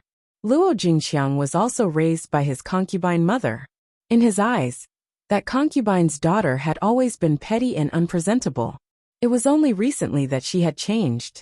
Just because of this, he had the nerve to stick gold on his face. Mrs. Lu didn't notice his gaze at all. After a moment of dizziness, she suddenly pounced forward and firmly grabbed Luo Jingying's arm. Who is that man? Say it, quickly say it. Who is that wild man? While questioning, she grabbed her arm and fiercely pulled. Luo Jingying was like a broken doll, swaying with her strength. Mother, let go, it hurts. After being kicked by Luo Rongping just now, Luo Jingying was still in so much pain that she could only suck in cold air. Her tears fell down one after another. Now that she was being ravaged by her own mother, she was in such a sorry state. Say it, quickly say it. Who is it? Mrs. Lu's voice became sharper and sharper. Her other hand even directly pinched Luo Jingying's face. Who are you doing this for? Get lost. Mrs. Lu froze and somewhat trembled as she withdrew her hand. Her heart fell to the bottom. This time it really wouldn't be so easy to resolve. Luo Jingying refused to say. But old Madame Luo wasn't in a hurry. She just waited. Luo Jingying wasn't a stubborn person. Soon, Luo Jingying's etiquette instructor and 4 servant girls were brought over. The others were tied up and locked in the small room. One of the servants directly put a bag of things in front of old Madame Luo. Old Madame Luo's eyes fell directly on the Luo Jingying's etiquette instructor. She looked at her for a while. Then her eyes fell on Mrs. Lu. You found a good instructor. She even thought of a way to help this girl escape from the residence. Mrs. Lu clenched her teeth and trembled. She didn't dare to say a word. Although the etiquette instructor had already thought that she might be discovered, when it came to the end, she couldn't help but panic. The servant at the back door is going to be sold as a guilty slave. You can go and accompany her. The etiquette instructor was really scared this time. She probably didn't expect old Madame Luo to be so ruthless. She suddenly raised her head. Old Madam, you can't do this. Can't. Old Madame Luo looked at her indifferently. You're just a guilty slave. Why can't I do it? What? You're a non-slave instructor that Mrs. Lu invited back for worship. Even if that's the case, immediately get out of the Luo family. I'd like to see which family will invite you back after you leave the Luo family. An etiquette instructor who had been driven out of the house, and she didn't look young, would be invited back by everyone. Generally speaking, if a respectable family encountered such a person, they would quietly send her away without leaving any face. It could be seen that she had really angered the master. If such a person was invited back, it would be to teach their own girl a bad lesson. Old Madam is so heartless. Aren't you afraid that this old servant will reveal forth Mrs. Matter? It's said that like master like servant. These two really know how to threaten people. And they're all using the Luo family's reputation to make an example. Good, it's really good. Old Madame Luo nodded. Mrs. Lu couldn't help but tremble. Old Madame Luo's words were clearly referring to her.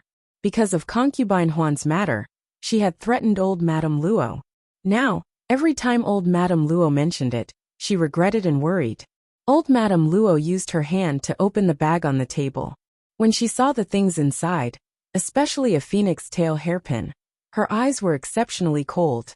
With a wave of her hand, she swept everything to the ground. Ah! Luo Jingying screamed and pounced forward. He hurriedly gathered those things together. When he saw the broken bracelet and the scattered beads, his heart ached even more than when he was kicked by his father just now. He raised his head to look at old Madame Luo. He couldn't hide his hatred, as if he wanted to pounce on old Madame Luo and bite her to death. https://www.bicken.com/11/11807/6653060 HTML chapter error. Click here to report. No registration required. We will deal with it as soon as possible. After reporting, please wait patiently and refresh the page. Please remember the domain name of this book, www.bicken.com. Bicken. Com mobile version reading website, Bicken.com.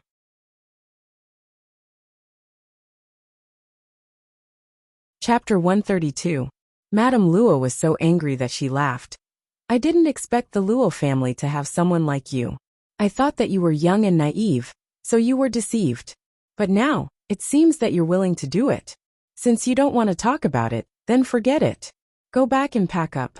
Tomorrow, you'll go to Qian Manor. In fact, Luo Jingying didn't need to be mentioned. Madame Luo had a rough idea of what was going on. After all, she was a girl from the minister's manor. Ordinary men wouldn't dare to touch her, and there were only a few who dared to use such despicable means. With the addition of the phoenix tail hairpin, the result was out. Moreover, she deliberately gave Luo Jingying such an obvious hint as the phoenix tail hairpin. This was already a clear indication of her attitude. It would be a lie if Madame Luo didn't hate her. Only this idiot would go up to her. From Luo Jingying's point of view, even if something happened, Madame Luo would probably close the small temple again. Otherwise, she would at most be sent to the country house. Even so, she believed that she would enter Prince Rue's manor sooner or later. She just needed to endure until Prince Rue came to pick her up. But once she left the capital, no matter how stupid or naive she was, she knew that the man she liked, her life of glory and wealth, and her thoughts of stepping on everyone else would all turn into bubbles. No, I don't want to leave the capital, I don't. Madame Luo was unmoved by Luo Jingying's crazy behavior. That's fine too. Luo Jingying's expression eased a little, and she looked at Madame Luo with hope. You can directly remove the clan, and then you can do whatever you want. Luo Jingying widened her eyes in disbelief, and her pupils constricted. When a girl was removed from the clan, even her surname would be erased, and she would become a rootless duckweed without any support. From a certain point of view, she was even worse than those lowly girls, because anyone could step on her, bully her, and die on the streets for nothing. From this point, it could also be seen that in Li Hongyuan's previous life, in order to not implicate the Luo family, Jingwan had to sever ties with the Luo family. What kind of determination and courage did she need? If she was not careful, she would have been consigned to eternal damnation. Luo Jingying was still unmarried. There was no place for her to stay apart from the Luo family, even if she believed that she was the true love of Prince Rue, and was abandoned by the Luo family. There was still Prince Rue. Did she have the courage to accept such a fate? Absolutely not. Without the support of her family, even if she entered Prince Rue's mansion, she would only be at the bottom. Was Luo Jingying really so stupid that she didn't realize anything? Was she really so stupid that she thought that Prince Rue would pamper her, protect her, and treat her like a treasure in his palm? She knew very well that she was not that important. She just did not want to admit it. Of course, you still have a third choice, and that is to die suddenly. Madame Luo played it down more and more. Luo Jingying's lips wriggled, but she couldn't say a word. The craziness from a moment ago was now replaced by panic and fear. Even when she had been locked up for so long last time, she had never experienced the fear brought about by Madame Luo as deeply as she did now. Her whole body was trembling, and she didn't know how to react. Madame Lu was also so frightened that her soul almost left her body. She quickly knelt down and said, "Mother, Jinger is young and ignorant. She was just confused for a moment, and was blinded by those vulgar things. She was deceived by flowery words. I beg you, forgive her this time. When I go back, I will teach her well. I will never let her make another mistake. Mother, please forgive her this time, please forgive her this time." Madame Lu kowtowed, and blood soon oozed out of her forehead. Luo Jingying seemed to have also reacted. She knelt properly, and began to kowtow, and beg for mercy in a tearful voice. Madame Luo looked at her indifferently, then glanced at Luo Rongping, who was standing behind the mother and daughter with an uncertain expression. It was true that their family was like a nest of snakes and rats. Madame Luo was about to speak again when Luo Peishan came from the study. Seeing the situation in the room, he didn't seem surprised at all, and sat down next to Madame Luo. "Madam, don't be angry with these evil creatures." Madame Luo glanced at Luo Peishan. To say that Luo Rongping became like this today, Luo Peishan also had a lot to do with it. She, who was not his biological mother, didn't care, and Luo Peishan, who was his biological father, didn't care much. Of course, he was very busy in those years. Not to mention this son of a concubine. He didn't even have much time to care about the other 3 sons. Even so, now that Madame Luo had to clean up the mess, she was still a little unhappy with Luo Peishan. However, after so many years, she couldn't argue with him at this time. It was meaningless. "Does Master know?" Luo Peishan nodded. Not only was he aware of it, but he also knew everything, including his 3rd son. He had once wanted to seek refuge with Prince Rue, but he had no way of doing so. Coincidentally, he had gotten close to Prince Kang's people. In the end, after a lot of hard work, he was still wandering around the periphery. Not long ago, he had followed a lantern to Prince Rue. Before he could come to a conclusion, his own family had been forced to stand with Prince Kang's faction. Well, it had actually given him a push, causing Prince Rue to not let go of him. After weighing the pros and cons, he had completely turned his back on the Luo family. Luo Peishan was now doubly angry. This bastard son and granddaughter were one thing, and the other was the person who sent him the news. Other than that living hell, there was no other choice. His family's affairs were clearly known by an outsider, who coveted his beloved granddaughter. How could he not be angry? What was more infuriating was that that person said that he, as the head of the family, didn't need to deal with it. It was too easy to deal with it like this. Take them back and put them under house arrest. If there's any more trouble, Madame Lu, you can take the letter of divorce back to your maternal home. Then he looked at Luo Rongping. You don't need to be an official anymore. Just go back to Qian Prefecture. Otherwise, it's fine to separate your branch now. I don't need you to support me. From now on, don't take a step into this house. His parents were still alive, but he was already separated. Moreover, not all of his brothers would be separated. Just his branch. What was the difference between that and being kicked out of the house? The Luo family's style was there. It was certainly the fault of this son. He would definitely be stripped of his position as an official. Moreover, without the Luo family, or more accurately without Luo Peishan, what value did he have? Not to mention climbing up to Prince Rue, he might even be crushed to death by him. Luo Rongping didn't dare to say a word. He grabbed one in each hand, probably using all the strength he had in his life, and took his wife and children away. Madame Luo didn't ask anything else. Send all 5 of them to the manor. The auntie doesn't look young anymore. The 4 of you should do your best to serve her well. If there's any mistake, be careful of your skin. Luo Jingying's auntie directly collapsed into a ball. It's over, it's all over. The 4 servants cowered in response, not daring to say a word. However, in their hearts, they hated Luo Jingying and this auntie. Luo Jingying and the others couldn't do anything to her. But this old witch was usually on top of their heads, scolding them at the slightest provocation. This time, Madame Luo had ordered them to serve her well. If they didn't serve her well, it would be difficult to vent the anger in their hearts. After they were taken out, the servants were also dismissed. Only the old couple was left in the room, along with the precious jewelry scattered all over the floor. Madame Luo looked at Luo Peishan in confusion. What do you mean, master? Luo Peishan sighed helplessly. Someone doesn't want them to have a good time. Madame Luo's expression became even more confused. What did he mean? Who was this someone? Such a big matter wasn't dealt with strictly, but dealt with lightly. Was this not letting them have a good time? Foreign. This person.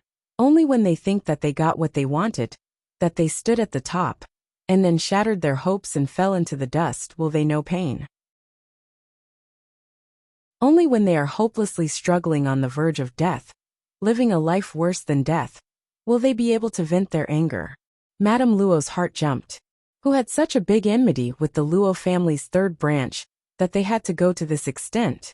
Even if it was her, no matter how angry she was at most, she would just send the person far away. Who? Luo Peishan glanced at Madame Luo and sighed helplessly. Madame Luo had never seen Luo Peishan like this. In the past, no matter how big the storm was, he could face it calmly. Master, it's better to tell this concubine directly. She was very curious about the person behind the scenes. Jin Qinwang. Luo Peishan originally didn't want to tell Madame Luo, but 3rd girl's marriage would be ruined sooner or later. After thinking about it, it was better to tell her everything and let her be mentally prepared, so that she wouldn't be anxious and angry when the time comes. Jin Qinwang? It had to be said that Madame Luo was very surprised. She didn't think of him at all. He was simply an impossible candidate. However, Lao San offended him? According to Jin Qinwang's nature as the living king of hell, he would seek revenge for the smallest grievance. If he really offended him, he might really do something that made one's life worse than death. However, thinking about it again, such a roundabout way didn't seem like Jin Qinwang's style. Not really, but it's more serious than offending him directly. Lao San's family made the person at the top of his heart unhappy. Madame Luo raised an eyebrow. Master, say it all at once. Luo Peishan leaned closer and lowered his voice. The one at the top of Jin Qinwang's heart, our family's 3rd girl. Don't be agitated, don't be agitated. Listen to what I have to say. Then he narrated the matter regarding Jin Qinwang, as well as the things he did to Jingwan. The matter is like this. Madame Luo's face was full of shock. Master, let me calm down first. This news was really too shocking. However, this time, Madame Luo's endurance was unexpectedly strong. She only took 2 deep breaths and didn't get sick. She sat quietly for about the time it took to drink a cup of tea. Master, is what you said true? Jin Qinwang said it himself. That person probably disdains to lie. Madame Luo was silent again. He did this for Wan Wan. It's not impossible to marry Wan Wan to him. You actually agreed so easily? Luo Peishan found it strange. No matter who Wan Wan marries, the future is uncertain. However, for now, Jin Qinwang can protect Wan Wan thoroughly. This is something that no one else can do. Just this point alone, he is stronger than anyone else. This reason was so strong that Luo Peishan couldn't refute it. Digression. https://www.bicken.com/11/11807/6653062. HTML chapter error. Click here to report, registration free. We will deal with it as soon as possible. After reporting, please wait patiently and refresh the page. Please remember the domain name of this book, www.bicken.com mobile version reading website, bicken.com.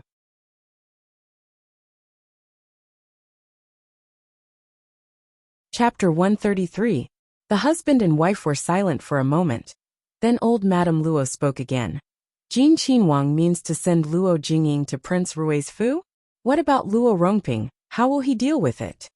When Luo Peishan heard the way his old wife addressed him, he knew that she was thoroughly disgusted with the third branch this time.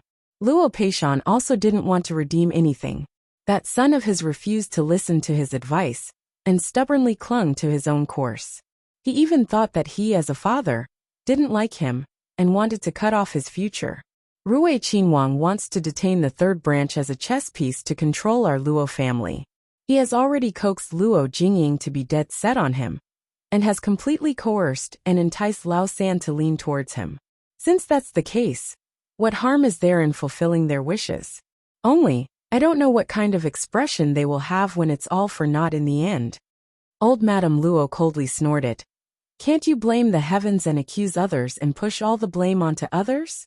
Could it be that you still expect them to reflect on themselves? What kind of thoughts these people had, she was all too clear. Luo Peishan admitted that his old wife was right. How is Laoi doing in the Ministry of Personnel? The main officials of the Ministry of Personnel all have something on them that Jin Qinhuang has in his hands. Today he gave it all to me. Old Madame Luo moved. These things that could be used against them wouldn't be a small matter. Once it was revealed, there was a high chance that they wouldn't be able to keep their position and might even lose their heads. However, the Ministry of Personnel should also have Jin Qinhuang's people. Are you not planning on letting them know your position? Letting you threaten and torment them? However, this is also good. For you it's the safest. Jin Qinhuang is very meticulous in his work. From what I see, even those who work for him don't know each other's details, not to mention the small officials below. I'm afraid that they don't even know who they are working for. Old Madame Luo sighed. Everyone in the world knows that Jin Qinhuang has nothing but a body of skin, and his reputation is so bad that no one can compare to it. Who would have thought that he hid it so deeply, grasped so many things, and completely contrary to the rumors, kept himself clean and honest. Towards Wan, he is even more. A man like him, even if he gets what he wants, his thoughts will fade, but towards Wan, he shouldn't be too bad. Putting aside his identity, there's no one more suitable for Wan than him in other aspects. But Zhengmin and Sun Yilan. Madame Luo immediately waved her hand to interrupt him. Two grown men, it's just breaking off an engagement. It's not like you'll lose a piece of flesh. Luo Peishan looked at his old wife speechlessly. The point is that both of them are deeply in love with the third girl. So what? Would Wan marry anyone who liked Wan? If it's possible, I don't mind Wan marrying them all back. Madame Luo threatened valiantly. Luo Peishan looked at Madame Luo in disbelief. You, what? Luo Peishan felt that at this moment, she didn't give in at all. Forget it. I won't argue with you about this. I just feel that Jin Qinhuang is scheming against them, and is completely kept in the dark. It's a little pitiful. Pitiful? For someone like Jin Qinhuang. For other men to peep at the person in his heart. He didn't give Chen Zhengmin a princess and cut off his future. It's already very benevolent. Luo Peishan looked at her, as if he was looking at a monster. Then he thought carefully. His mother, what his old wife said seemed to be right. Even if it was an ordinary man. If someone else peeped at his wife, they would probably fly into a rage and hate that they couldn't get rid of them quickly. And for someone like Jin Qinhuang, it looked like he was outstanding in all kinds of ways. and he had the ability to completely eradicate those people one by one. Looking at it this way, he was indeed very benevolent. With such a comparison, Luo Peishan didn't feel that they were pitiful. He only felt that they were really lucky. Not to mention that they still had their lives. Their future was also not damaged? This point didn't seem to be certain. When Jin Qinhuang took power in the future, he didn't know if he would still feel that they were an eyesore and make things difficult for them. Luo Peishan smiled embarrassedly. Foreign, Zhengmin is your grandnephew. Wanwan is my grandson. He has taken care of me in every possible way for many years. Luo Peishan, Luo Darren chose to keep quiet. He already understood that as long as it was related to the third girl, in front of his old wife, he had to stand aside. What did other people count for? Occasionally, when he thought of this, he felt bitter. Knowing the details from Luo Peishan, Madame Luo's heart inexplicably settled down completely. Thinking carefully, from the beginning, she was uneasy about Jingwan's marriage. She always felt that it wouldn't go smoothly. It turned out that there really was a reason for it. Now she didn't need to think about anything. Let nature take its course. The husband and wife talked about other things, but it was warm and tranquil. However, on the side of the third branch, it wasn't so tranquil. Without saying anything, Lu Shi directly used the feather duster to give Luo Jingying a good beating. At first, Luo Jingying still wanted to run. Kneel properly for me. If you dare to hide or run, I will immediately go find old Foreign and have you, this evil creature, eliminated from the clan. This threat was very effective. Luo Jingying was beaten until she screamed, but she didn't dare to get up. She kept begging for mercy, but unfortunately, it didn't have any effect. She also didn't beg for mercy. She shrunk her body and gritted her teeth to endure. Luo Rongping just watched indifferently from the side, not saying a word.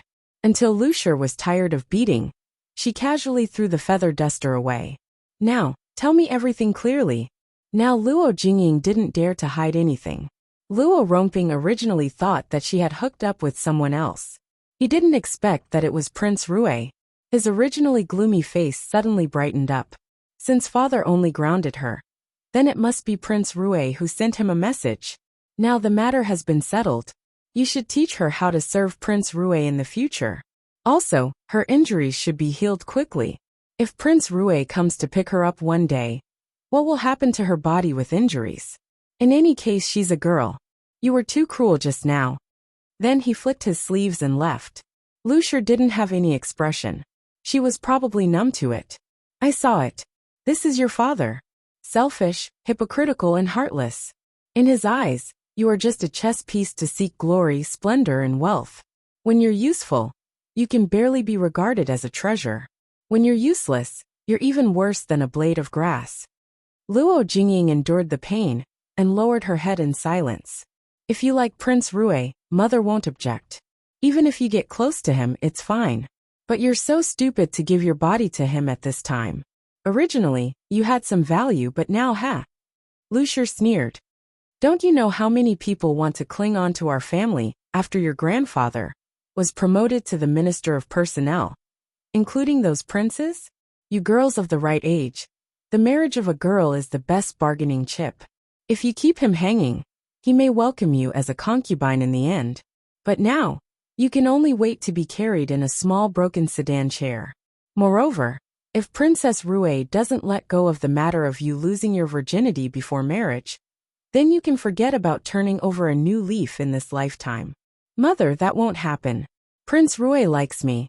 How can he let his princess control me? Luo Jingying said while shaking her head. She looked really pitiful. Likes you? Even if he likes you, it's because of your grandfather. Even if he really likes you, if a man can like one woman, he can like 2, 3, 4, and countless women. It's common for him to like the new and dislike the old. Who do you think you are? Why can you be the one and only one? Why can't they get along well because of you? If he knows that you have no place in your grandfather's heart, I'm afraid you'll give your body to him in vain. No, he won't do that to me. Luo Jingying cried miserably. But Lu Shi looked at her as if she was watching a clown. Do you know what a man will do if he really likes a woman? One thing is certain. At least he won't let that woman's reputation be damaged. Unless it's a prostitute, he won't be impatient to take her body. You're a good girl, and a girl from an official's family. He's doing this to tie you down completely. He has no other choice but to prevent your grandfather from not agreeing to marry you to him. If your grandfather is cruel, you'll either be a Buddhist monk for the rest of your life, or you'll have to marry into a poor family and work hard for the rest of your life. It can't be, it can't be. Luo Jingying repeated these 3 words over and over again, but she looked like she was about to collapse. It was obvious that she actually believed the Lu matriarch's words. No matter how hard she tried to talk, she couldn't hide the fear in her heart. Whether it will happen or not, just wait and see. Luo Jingying suffered again and again, but she never learned her lesson. She didn't know how to be smart, but she always thought she was smart. She never knew how to talk to her mother first. Now Lucia's heart was cold. She was too lazy to pay attention to her anymore. She had completely lost hope in her. Lucia rearranged some people to her courtyard. She didn't give any less than what she deserved. She only had one rule. If she stepped out of the courtyard without permission, whoever let her out would be beaten to death immediately. The next day, when she paid her respects, she didn't see Luo Jingying again. Lucia's face was wooden. She said that she was sick. Jingwan felt that Luo Jingying probably did something wrong again. However, Jingwan always felt that the way her grandmother looked at her was a bit strange. It made her feel strange. "Grandmother, what's the matter?" Old Madame Luo chuckled twice. "Grandmother thinks our Wanwan is really a good girl. Even someone like Jin Qinhuang could think about her. It showed that this girl was really outstanding." Jingwan became more and more inexplicable, but old Madame Luo refused to say anything more.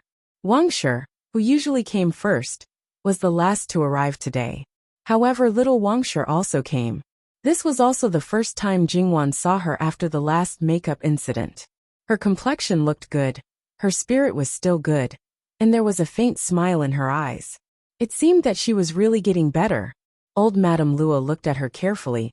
"So it's really the makeup powder's doing? I think it's not far from the truth. It's only been 10 days, but she's getting better. She herself also feels a lot more relaxed." Wang Shi looked at Jingwan gratefully. "It's all thanks to third girl. Otherwise, I don't know what the final result would be." Eldest aunt's words are too serious. "I just touched my lips, I didn't do anything." Jingwan was actually not so optimistic. If it was really lead poisoning, the child would be affected for a long time. She didn't know if it would affect the child's development. "But you just touched your lips, and it's more effective than anything else." Little Wang Shi touched her belly with a smile. "Good child. You have to be filial to your third aunt in the future." Jingwan laughed. "Since eldest sister-in-law said so, then I'll wait." She naturally also hoped that the child would be born safely and healthily. Except for those who didn't have any thoughts, everyone else was talking and laughing with Lele. Jingwan went back and continued to draw. She was preparing to teach the third 50th volume of fine brushwork. Luo Jingbo was also busy with this matter when he had time. His speed and drawing skills had improved, so Jingwan could relax a little. Miss Rouge Pavilion sent something. Oh! Jingwan was surprised. She didn't expect Yun Yang to act so quickly. "Quick, let me have a look." In addition to the loose box, there were 3 sets of hardcover. Jingwan looked at the hardcover box and was speechless for a long time. How much was Yun Yang going to sell this set? The jade box was carved out of a whole piece of jade. It was full of water, crystal clear, and exquisite in shape. In addition to the beautiful external decoration, the pure box was also inlaid with large and small gems. The wooden box was made of the best red sandalwood, and the external decoration was also exquisitely carved. Just these 3 boxes could be said to be priceless. "It's so good. How many sets can be sold?" Gong Mama laughed. "Miss, don't worry. This was originally prepared for a very small number of people. I think Rouge Pavilion didn't prepare much. After doing business for so many years, it's impossible that they don't even know this. And Mama, you're right. I just need to sit and distribute the money." Jingwan opened a loose box of lipstick, unscrewed the lid, smeared a little on the back of her hand and smelled it. "It's not bad. There are a lot of loose ones. Send some to each branch. The sandalwood set is for grandmother, the jade set is for my mother, and the gold set is for third sister-in-law. In the family, except for Luo Jingying, everyone has a quota. For those who are married, regardless of whether they are aunts or sisters, they will be counted according to the number of people. I will give cousin Xiao Xiao a separate set. Of course, even in the Luo family, there was no concubine's share. Gong Mama nodded. This was the best. The situation of the married families was different. There would be gossip whether they gave more or less. Therefore, it was up to them how to deal with it. As for the 3 exquisite sets, Miss did not keep any of them. Gong Mama did not have any objection. Jingwan's gifts were generally good. Today's gifts were naturally very popular. Especially when they saw the 3 exquisite sets. Third Miss was really generous. She gave such things away without batting an eyelid. It would be a lie to say that they were not envious. However, it was a pity that these things belonged to Jingwan. It was her freedom to give them to whoever she wanted. No one could say anything. Luo Jingying and Little Wang did not. However, no one said anything about Jingwan's opinion of Little Wang. Everyone saw that Little Wang was getting better. It was all thanks to Third Mississippi. Those who secretly gossiped secretly slapped their own faces. However, the ridicule towards Luo Jingying went up a notch. Luo Jingying had brought it all on herself. The next day, Luo Jingxiang came back. She looked good. It was obvious that this second reincarnation might be a rebirth for her. Madame Lu said a few words to her, and did not say anything more. Go and see your concubine. Then come back and talk to your sisters. Madame Luo said. Yes. Luo Jingxiang was happy. Madame Luo's move was undoubtedly a slap to Madame Lu's face. Concubine Hua was still in confinement. When Luo Jingxiang got married, she was not able to come out. Madame Luo was undoubtedly doing her a favor. However, Madame Lu's expression only changed. She did not say anything. Her position was getting more and more precarious. If she dared to challenge Madame Luo's authority, she would be courting death. The new son-in-law of the Luo family was dragged away by several brothers-in-law to have a talk. But before Luo Jingxiang came back from her concubine's place, a servant hurriedly came to report. Madame Luo, there is a girl outside. She is directly kneeling in front of the gate. We can't invite her in, but she refuses to leave. She said that she wants Third Miss to give her a way out. Madame Luo's heart skipped a beat. She subconsciously said 2 words, here it comes. Everyone looked at each other, and then looked at Jingwan. What was going on? Jingwan was also confused. When did she get involved with people's lives? Let's go and see. Madame Luo stood up. Jingwan also stood up. Grandmother, I'll go too. Madame Luo frowned slightly. She had already guessed what it was about. Naturally, she did not want Jingwan to get involved. But she also knew Jingwan's temper. How could she persuade her? She could not tell the truth.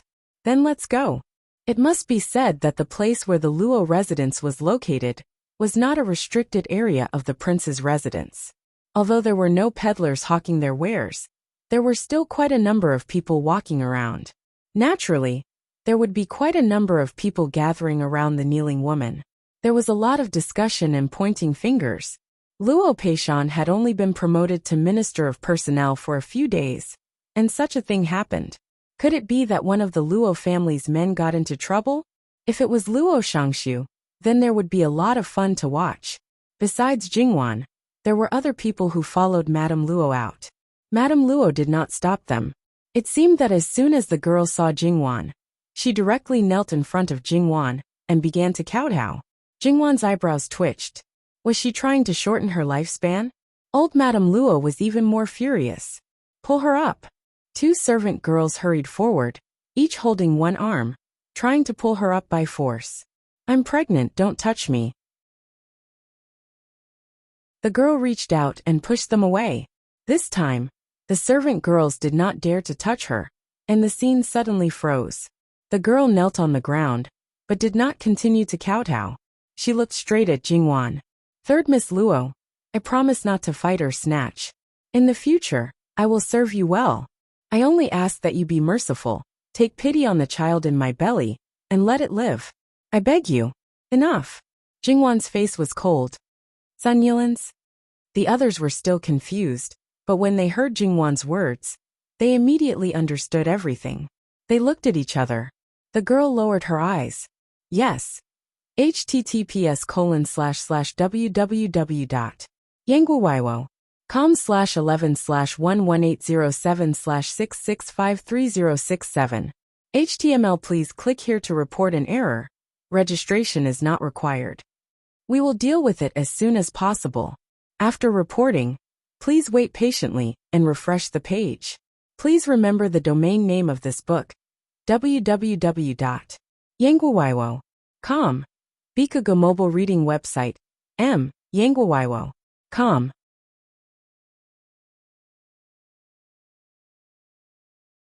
Chapter 134. Because she didn't raise her head, she could only see the tears falling down. She looked so wronged. Sometimes, Jingwan wondered if she was too easygoing. That was why people always wanted to step on her. Come, prepare a carriage and send this girl to Duke Dinggua's mansion. No, third Miss Luo, Master Lin doesn't like me. If I go to Duke Dinggua's mansion, he will definitely make me abort the baby. I've been in love with him since I was 12 years old, but I know I'm not qualified to be his wife. I want to forget him, but I can't. Because of fate, I had a short-lived marriage. I thought it was enough. I was willing to die immediately. I was ready to leave the capital and live a life of Buddha. But, the woman covered her belly and said carefully, I know it's all my fault, but the baby is innocent. Can you keep it? I'm willing to serve you like an ox or a horse. If you can't tolerate me, I can leave after giving birth to the baby. I promise I won't appear again. Otherwise, I'll leave the baby and leave the mother. What does this have to do with me? Jingwan said lightly. The woman was stunned. You are his fiancée, his future wife. If you are willing to keep the baby, then I believe he will also. Jingwan suddenly smiled. What makes you think I will? Wan. Madame Luo stopped her. She had already expected what Jingwan would say next. If she really said it, it would be bad for her reputation. Although Madame Luo didn't worry about her marriage at all, it was still very annoying to be gossiped about by outsiders. She pulled Jingwan back and took a step forward, just blocking half of Jingwan's body. Jingwan also knew Madame Luo's intention, so she obediently stepped back. Look at you. You don't want to enter the Luo family, and you don't want to leave without achieving your goal. Fine, you don't want your face. It doesn't matter if our Luo family loses some face. The woman bit her lip, humiliation flashing in her eyes. Madame Luo was unmoved. Since you can recognize our third daughter at a glance, I think you must have more than met her before. You must have some understanding of her. I think you're not a commoner girl. Tell me, which family are you from? You don't dare to look for the Ding General Manor, but you look for our Luo family. Do you think that our Luo family is easy to bully? There was just a shameless person who ruined the family's reputation. And now there was another one who came to embarrass Wan. Madame Luo was burning with anger at this moment. I'd like to see which family taught such a good girl like you. Old madam, I know you're very angry, but I had no choice. I had no choice but to resort to this. Which family are you from? Madame Luo raised her voice, her eyes cold. My father, Right Commander-in-Chief Shen Shuhan. Right Commander-in-Chief Shen Shuhan was the cousin of Noble Consort Su's uncle. He was Noble Consort Su's hardcore supporter. Thinking about it, this was a concubine's daughter, and the kind that wasn't very well liked. After all, even if the Shen family and the Ding General Manor were enemies and the younger generation didn't interact much, Sunny Jiao wouldn't be so ignorant of the Shen family's legitimate daughter. Right Commander-in-Chief? Good, very good. Men, go to the Right Commander-in-Chief's manor, and the Ding General Manor, and invite the two madams to the manor for a chat. Madame Luo made a prompt decision. This was no longer a matter of one or two people, but involved the three major families. To put it more bluntly, it could be involved in all kinds of conspiracies and schemes in the imperial court. Perhaps it was just for Wan, but to raise the Luo family's reputation, it was to minimize the impact on Wan as much as possible. It must be known that cutting a person's face and cutting a family's face were two different things. If it wasn't handled well, They might become enemies. Madame Luo didn't know what role Jin Qinhuang played in this. Was he the one who planned it from the beginning to the end? Or was it just like Min Gear's matter, where he was the one who pushed it? However, thinking about it, the latter was more likely. After all, if it was completely planned, it would be easy to see that it was man-made. Then it wouldn't achieve the desired effect. Moreover, according to his care for Wan Wan, even if it was to disrupt the marriage, he wouldn't have disgraced Wan Wan like this. Madame Luo coldly glanced at this Miss Shun, then turned around. Her expression eased a little, and she reached out to take Jingwan's hand. Let's go back with grandmother. Jingwan followed her hand, and hooked her arm around hers. Madame Luo patted her hand. Jingwan gently smiled. To be slapped in the face like this, it was certain that she would be angry, but she wasn't sad. In fact, Jingwan's first reaction was, probably as sister-in-law wished, the engagement would be broken off. Things had already turned out like this. It would be strange if the engagement could still be maintained. Thinking about it, if she dared to come directly to the Luo family, she must have something to rely on. This reliance definitely wasn't the Shun family. She was afraid that at this time, the Shun family still didn't know. After all, the Shun family still wanted to win over the Luo family. To dare to come here and slap in the face like this and offend the Luo family, unless her brain was muddled, then her escape route could only be from the Duke Dingguofu, who in the Duke Dingguofu didn't find her pleasing to the eye. Again and again, did they really think that she couldn't marry and that it had to be her son? Besides, Jingwan really didn't have any interest in being a mother after marrying into the family. Thus there was nothing to say. Since Madame Luo said to go back, the other members of the Luo family naturally didn't dare to stay any longer. They all went back, and then with a bang, the door was closed tightly. Only Miss Shun was left kneeling alone in the same place, as well as the people who were watching the show from afar. This kind of result was somewhat unexpected. In order to achieve her goal, Miss Shun could be said to be unscrupulous. It should be known that an unmarried pregnancy was fatal for a woman. However, since she dared to do so, she naturally had her own confidence. Because of their different standpoints, the Shun family and the Duke Dingguofu could be said to be like fire and water. It was impossible for the two families to be close, let alone be married. However, in this case, she was pregnant with Sun Yilin's child.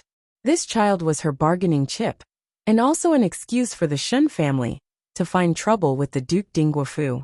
In this way, even if she implicated the reputation of the other girls in the Shun family, in order to clear the Shun family's reputation, she would not be punished by her family. Her family would even spare no effort to send her to the Duke Dingguofu. This was enough. After entering the Duke Dingguofu, she didn't have to worry about the child, because the Duchess of Ding had promised her that the child would be born safely. She would become the concubine of the man she liked, and the child would not be criticized. Moreover, the Duchess of Ding didn't like the third girl of the Luo family, so it was really hard to say what would happen in the future. Thinking of this, she, who had been embarrassed because of being pointed out by others, felt relieved. She clenched the purse at her waist, in which there was a warm jade half the size of a palm.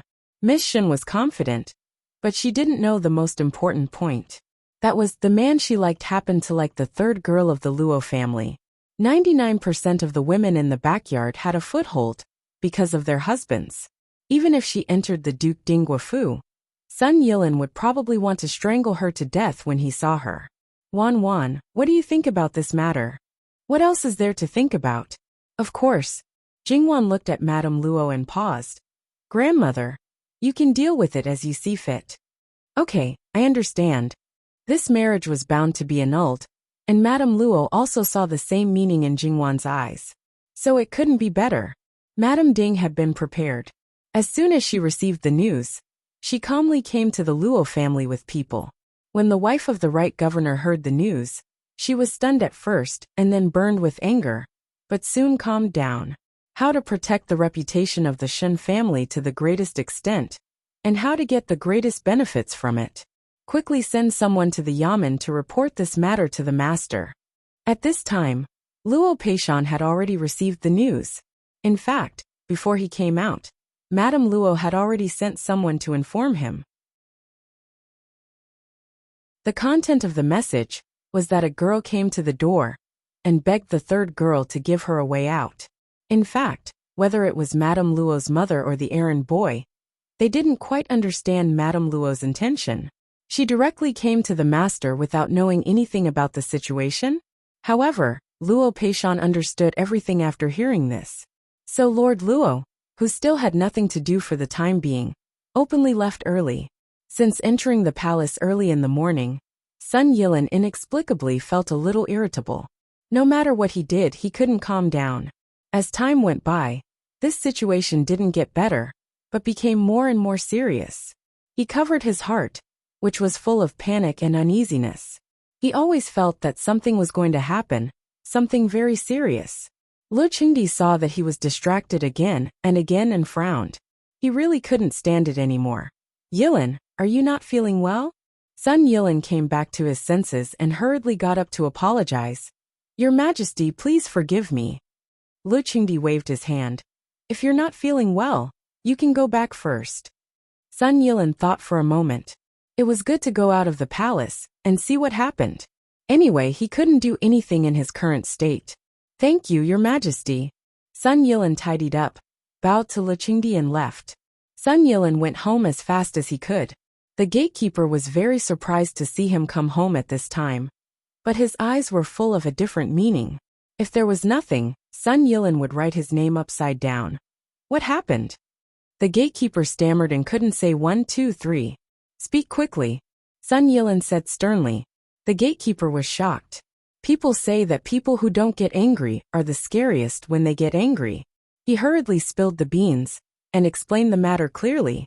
After Sun Yilin heard, his vision went black, and he almost fell to the ground. The first thing that came to his mind wasn't when he slept with a girl and made her pregnant, but that he might lose Jingwan. His servant hurriedly reached out to help him. Young master, are you okay? Sun Yilin pushed his servant away. My mother went to the Luo family? The gatekeeper hurriedly nodded. Madam went to the Luo family for a while.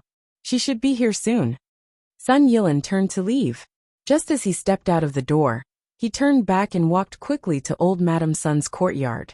Obviously, old Madame Sun already knew about this matter and was sitting in the corridor, lost in thought. Sun Yilin walked over, lifted his clothes and knelt down. Grandmother, don't beg me. It's useless. I can't help you. It's not like third Miss Luo has to marry no one but you. Your mother is just a prospective mother-in-law now, but she has to keep making other girls unhappy and humiliating them. If it were anyone else, they wouldn't marry into the family. Probably only your mother is self-righteous and thinks that no matter what she does, she can't ruin this marriage. Sun Yilin's heart was filled with hatred and pain. Grandson will take his leave. He got up and hurried to the Luo family.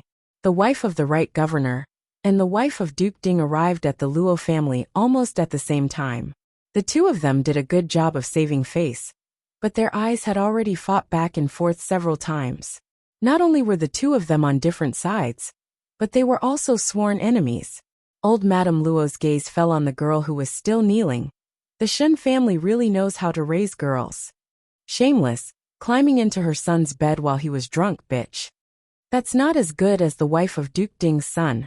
Wantonly seducing girls. Where was his upbringing? The #1 young master in the capital. The #1 gentleman in the capital. You, the wife of Duke Ding, knew some of the truth, but she couldn't say it out loud. She had to pretend that she was the only one who knew about this matter, or else it would expose what she had done. Please enter the house, madams. A mother next to old Madame Luo also had a cold expression. I think Miss Shin is probably willing to get up now.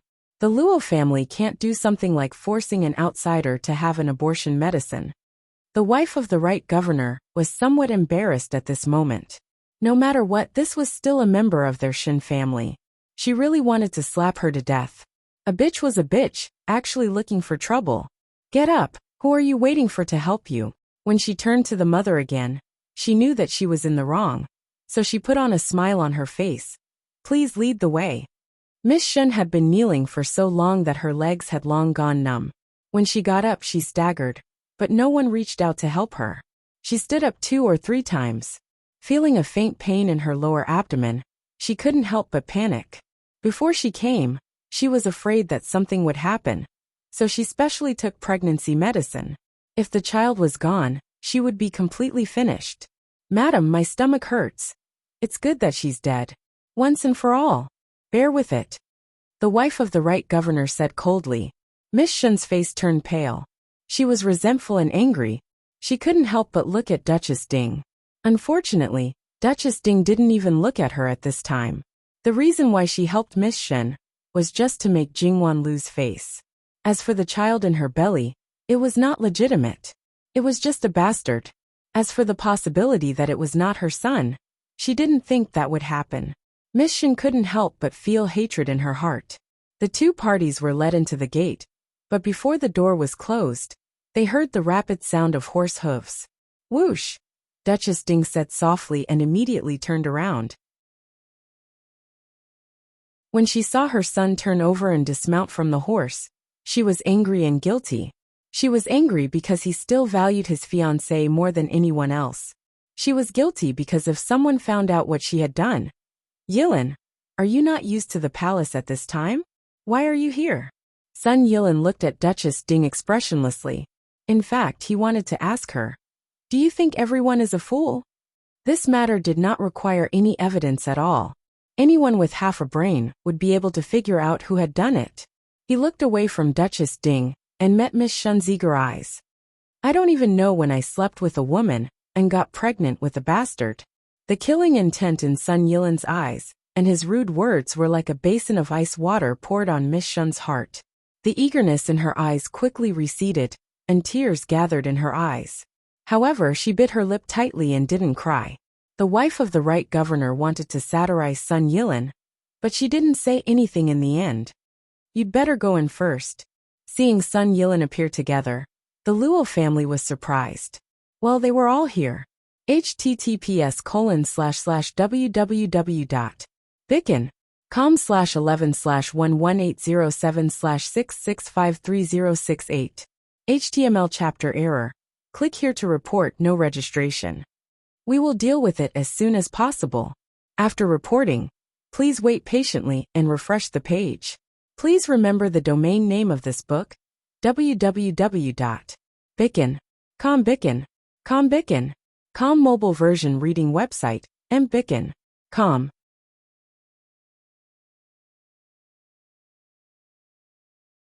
Chapter 135.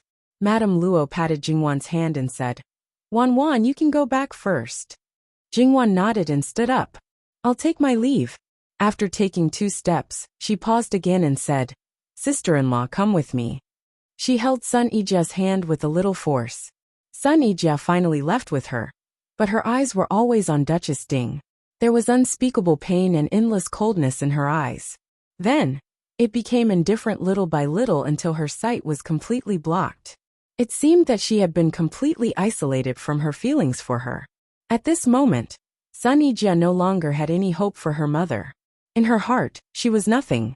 Duchess Ding's heart couldn't help but tremble because of Sun Yijia's eyes. She didn't quite understand what was going on, but she was also quite angry. Was that the way a daughter should look at her mother? Jingwan's departure, in Sun Yilin's eyes, was like a farewell. Jingwan. He subconsciously wanted to chase after her, but he was blocked. Miss Shun looked at Sun Yilin's painful appearance, and her heart skipped a beat. She seemed to have made a big mistake. With how much he cared about his fiancée, even if she entered Duke Dinggua's mansion, she was afraid that she wouldn't be able to get away with it. She squeezed the purse at her waist tightly. How could she not know that she had been used by Duchess Ding? What should she do now? Should she give up and win back a little bit of his affection? Or should she become his woman even if he hated her to death? She felt the pain in her lower abdomen become more intense. Miss Shun's heart was in a mess, but her official mother, the wife of the right governor, was very clear-headed. Without saying a word, she apologized to Madame Luo first and lowered her posture. No matter how they argued with Duke Dinggua's mansion, for the Luo family, they were indeed in the wrong. If she still couldn't recognize this at this time, then her position as the wife of the right governor would be in vain. However, she used to think that Duchess Ding was on par with her. Through this matter, she suddenly felt that it was beneath her to compete with her in the past. That's right. Duchess Ding's role in this matter was also clear to her in a very short time. The attitude of the wife of the right governor's wife made Madame Luo feel a little better, but only a little. His icy gaze landed on Miss Shen. Bring a chair for Miss Shen, and remember to put a soft cushion on it. Then call for a doctor to take Miss Shen's pulse. Otherwise, if anything happens to the child in her stomach, it might spread that our Luo family is overbearing and intolerant. This girl hasn't even married into her husband's family yet, but she's already starting to make a move on an outsider. Madame Luo's words were not polite at all. It was definitely not just one or two people who were embarrassed. The one who hated her the most was Sun Yilin. He still didn't believe that this was his child. He usually didn't drink much. It was true that he was easily drunk, but he had never been completely drunk. Moreover, whether in the city or out of the city, he was always by his side. How could this daughter of a concubine of the Shen family have the ability to come to his side? Not to mention that the people around him had always been loyal to him. Even if they had been bribed, did they think that he was dead? Someone had climbed into his bed and slept with him. How could he not have any impression of it? Madam Luo waved her hand. You don't have to say anything. You should know what's going on in your heart. Your marriage with Wan Wan was also our family's fault in the first place. It was they who chose Sun Yilin and took the initiative to find him. Sun Yilin had already heard the implied meaning. In an instant his face turned pale. Madame Luo, I don't know this girl at all. The child in her stomach can't be mine. Sun Yilin was anxious to explain. His eyes were weak and his voice was pleading. He didn't want to be sentenced to death like this. It wasn't easy for him to get married. He didn't want to lose it, because of some inexplicable reason. He clearly didn't do anything. Seeing him like this, Madame Luo's heart couldn't bear it for a moment. However, this marriage must be cancelled. At the beginning of the marriage discussion, Duchess Ding's actions made people very dissatisfied. In the end, how long had it been? It hadn't even been 10 days, and she started to make trouble again. In this way, if Wan Wan really married over, could she still have a peaceful day? Besides, if they didn't withdraw, Madame Luo couldn't guarantee that Jin Qinhuang wouldn't directly kill Sun Yilin. After all, his previous fiancés, except for Sun Yijia, didn't have a good ending. And Sun Yijia was able to withdraw unscathed, most likely because of Wan Wan's relationship. It was enough to show how ruthless Jin Qinhuang was to people who blocked his path. And Sun Yilin's denial, to Miss Chun, was undoubtedly a sharp blade that directly pierced her heart. It hurt so much that she trembled. Lin Gongzi, it doesn't matter if you deny me, but the child is indeed yours. Sun Yilin looked at her coldly. Mine? What evidence do you have to prove that it's mine? There's a red mole on your inner thigh. Miss Chun blurted out. As soon as these words came out, Sun Yilin's expression twisted for a moment, which proved that what she said was true. Everyone subconsciously thought that the child should be Sun Yilin's. After all, such a private place. How could people who didn't have intimate relations know about it? So what? There's not just one or two people who know about this. Of course, the mole on his leg was there when he was born. Not to mention his own mother and wet nurse. There were also many servant girls. When he was a child, who didn't know about it? Miss Chun seemed to have no way to refute, and tears fell down her face. In any case, you're the recognized number one gongzi in the capital. Eating and not admitting it. Although she's a cheap girl, she's still surnamed Chun. Could it be that Lin Gongzi thinks that our Chun family is easy to bully, and doesn't want to take responsibility for deceiving our families, miss? The wife of the right governor coldly said. Then she looked at her concubine's daughter. You were so easily pulled into bed. Didn't you give you anything? Her gaze swept over the purse at Miss Chen's waist. It had always been in her hand.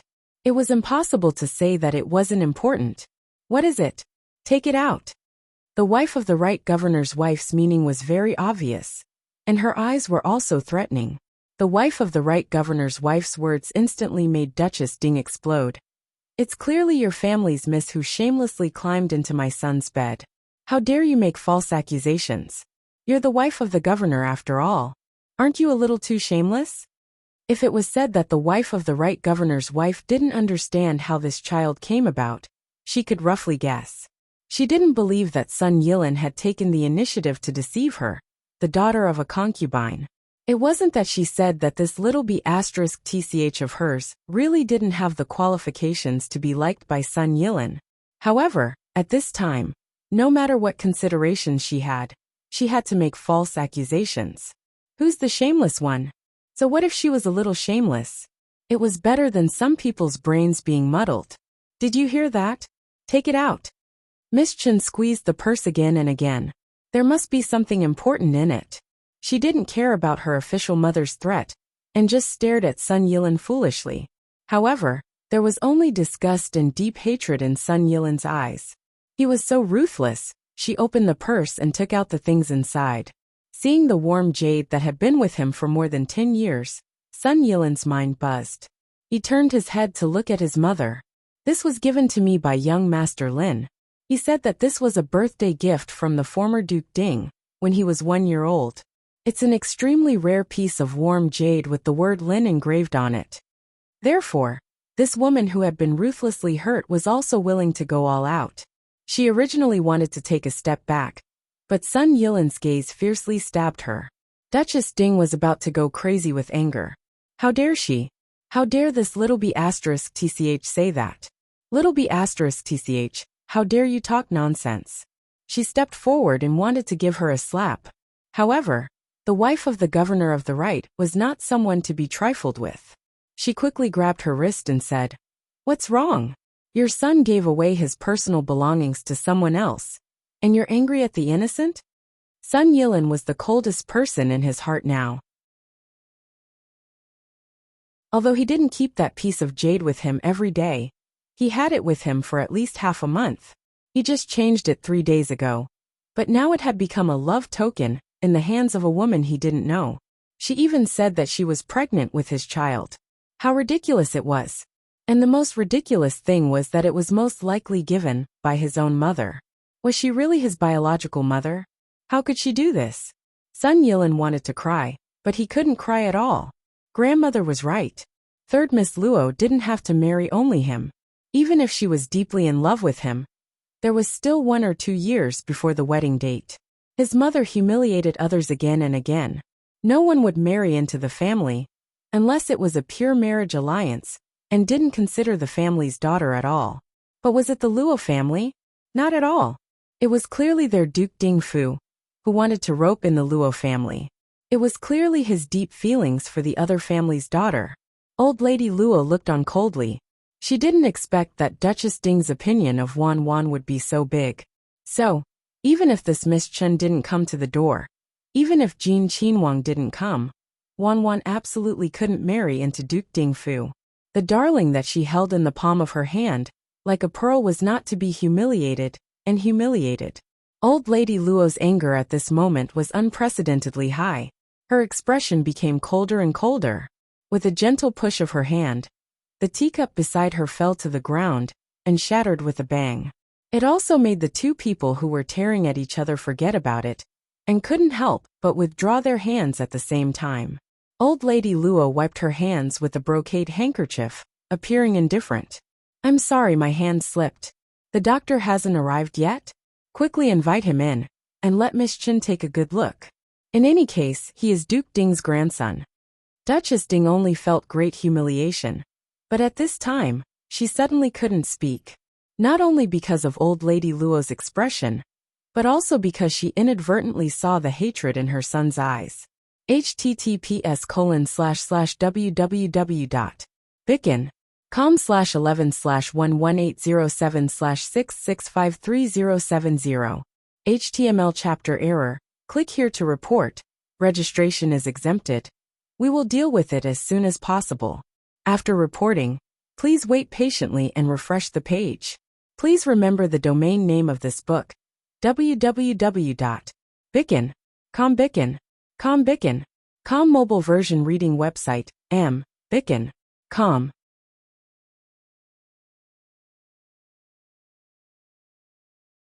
Chapter 136. Luo Peishan was accompanied by Shin Shuhan, the governor of the right. When he reported the news to Luo Peishan, he didn't know the specific situation, so he didn't rush back. His speed was about the same as his daily trip. Shin Shuhan was different. Although he received the news much later than Luo Peishan, he was faster. They almost met outside the gate of the Luo family. Luo Peishan chuckled. The governor of the right's daughter. Not bad, not bad. How could Shin Shuhan not hear the sarcasm in Luo Peishan's words? But he didn't dare to talk back. First, he knew that he was in the wrong and couldn't help being weak. Second, he had seen Luo Peishan's power. If he dared to talk back, he might be scolded by Luo Peishan without any vulgarities. Therefore, he had to be extremely careful along the way.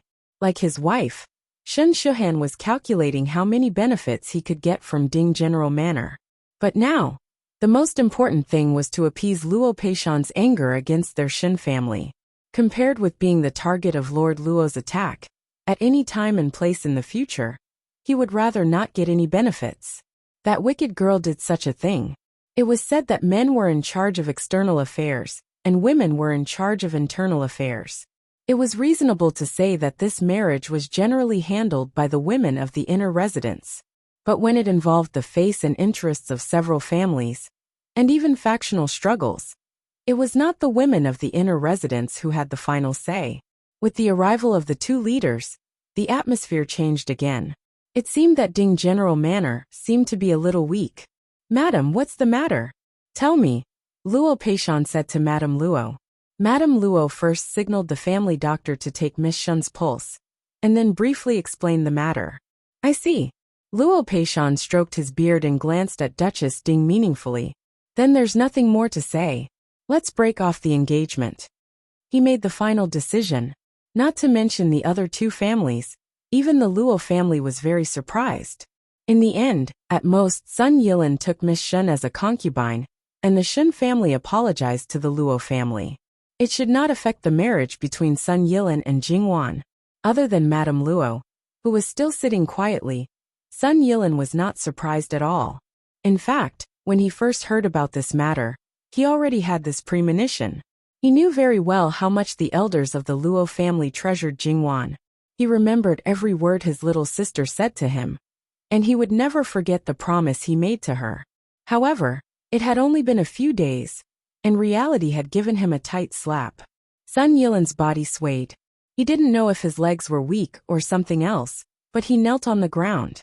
Lord Luo, is there really no way to salvage the situation? Anyone could feel his pain and despair at this time. Duchess Ding was about to go crazy.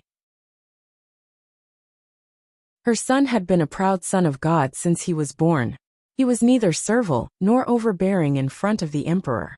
He had never been so embarrassed, and even servile as he was now.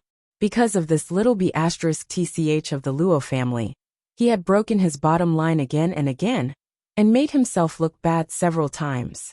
She stepped forward and glared at Luo Peishan while grabbing Sun Yilin's arm, trying to pull him up. Isn't your Luo family going too far? Luo Peishan laughed, but his eyes were as cold as ice. Duchess Ding also knows the word going too far. Why didn't you think of this word when you bullied my good grandson? Now you haven't done anything to your son, but you're going too far. Do you really think the Luo family is easy to bully? Sun Yilin brushed away Duchess Ding's hand. Lord Luo, I can leave Duke Dinggua's mansion. I can set up another family. In fact, after listening to his sister's words, he wanted to live alone with Jingwan outside after getting married. But it was not so serious as to set up another family. It could be seen that he was now forced to a dead end. Originally, he thought that he had 2 years to plan this matter, but he was happy for less than 10 days before God completely cut off his path. If Luo Peishan's words were surprising, Sun Yilin's words were absolutely shocking. However, most people didn't understand. How did this relate to setting up another family? Only a few people who could see through this matter clearly knew the extent of Sun Yilin's despair for him to say such words. This time, he was really buried alive by his own mother. Duchess Ding was trembling with anger because of Sun Yilin. She raised her hand and slapped him. Bastard, you actually said such unfilial words for a woman. I raised you for more than 10 years in vain. Sun Yilin tilted his head, and a trace of blood appeared at the corner of his mouth. It could be seen that Duchess Ding was so angry that she slapped him hard. However, he didn't look at Duchess Ding. She was also his mother.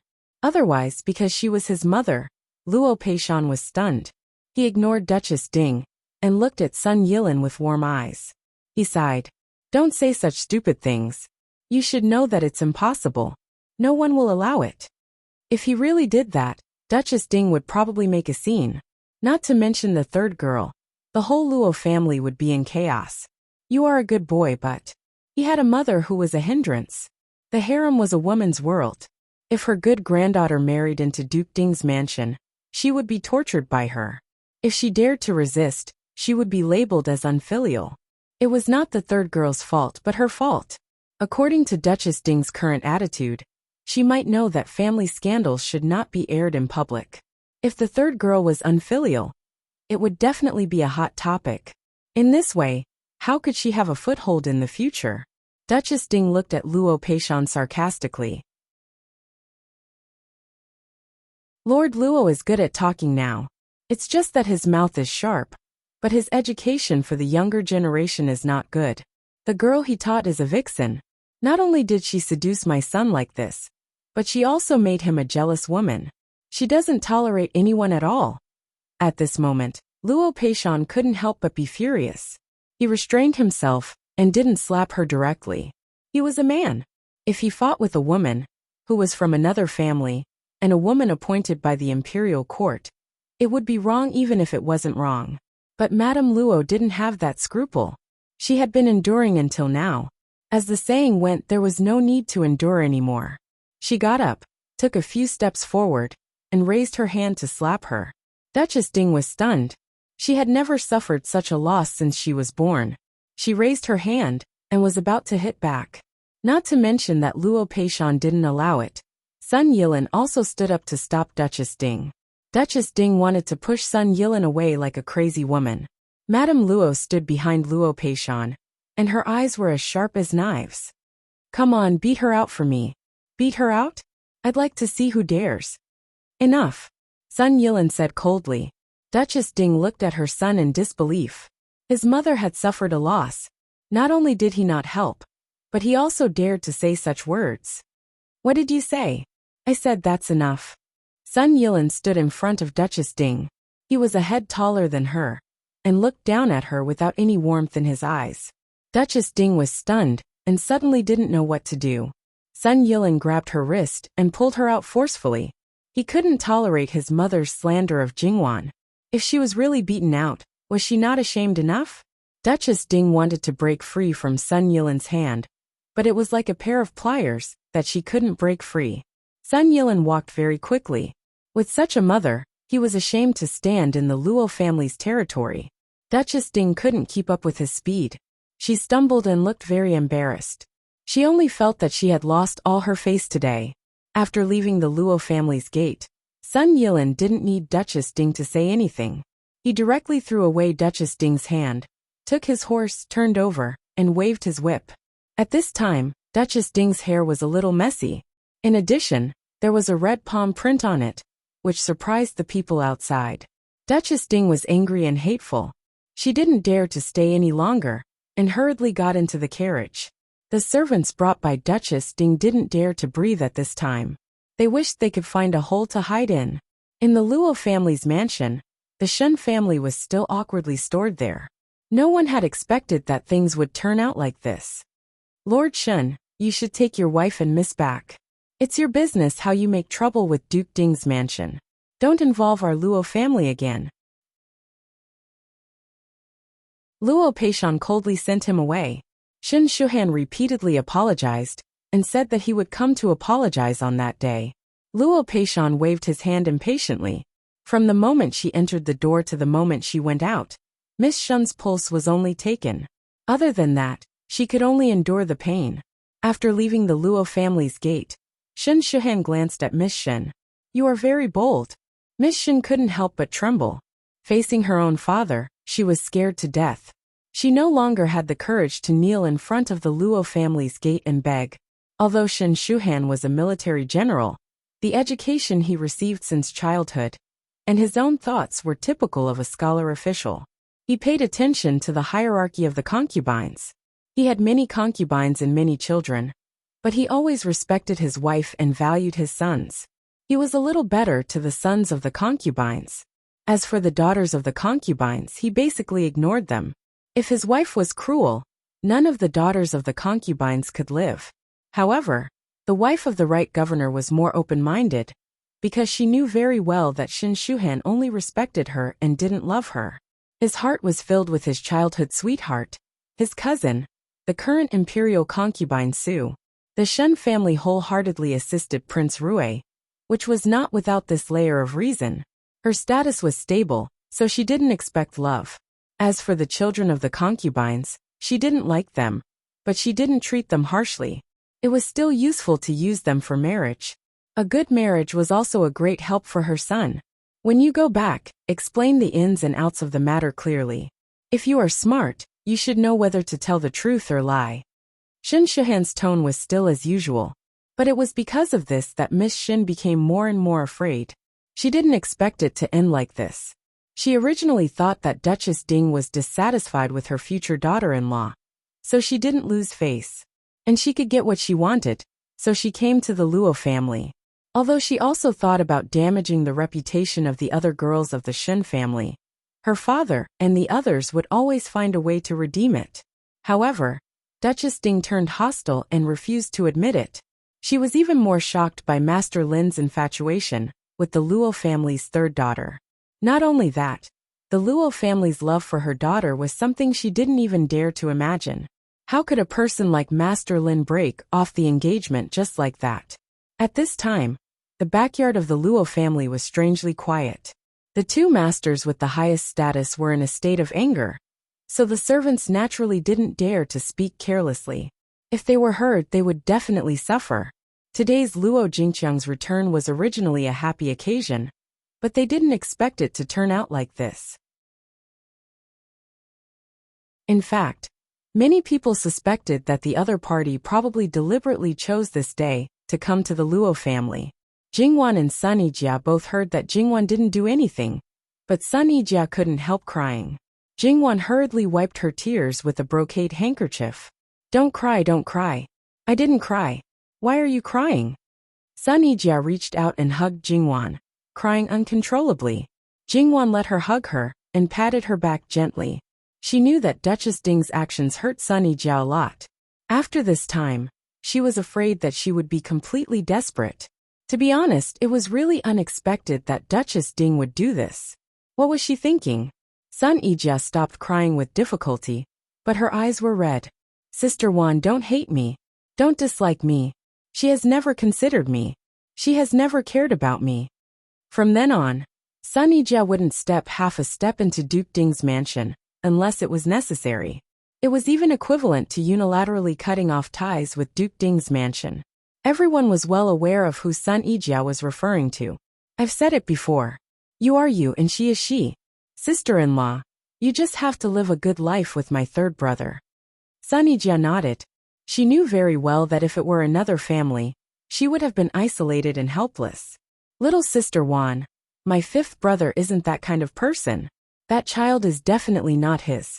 Furthermore, he always has people by his side. How could he be so easily tricked by others? Furthermore, he knows his own situation and has always been very careful with his belongings. The people around him definitely wouldn't dare to do anything like stealing. However, as the saying goes, guard day and night. The family. Sun Yijia couldn't finish her sentence. How ironic. You trampled on your future daughter-in-law's face. Didn't you think about your son's face? Or did you really think that no matter how embarrassing your son was, he would always be in high demand? Jingwan was silent.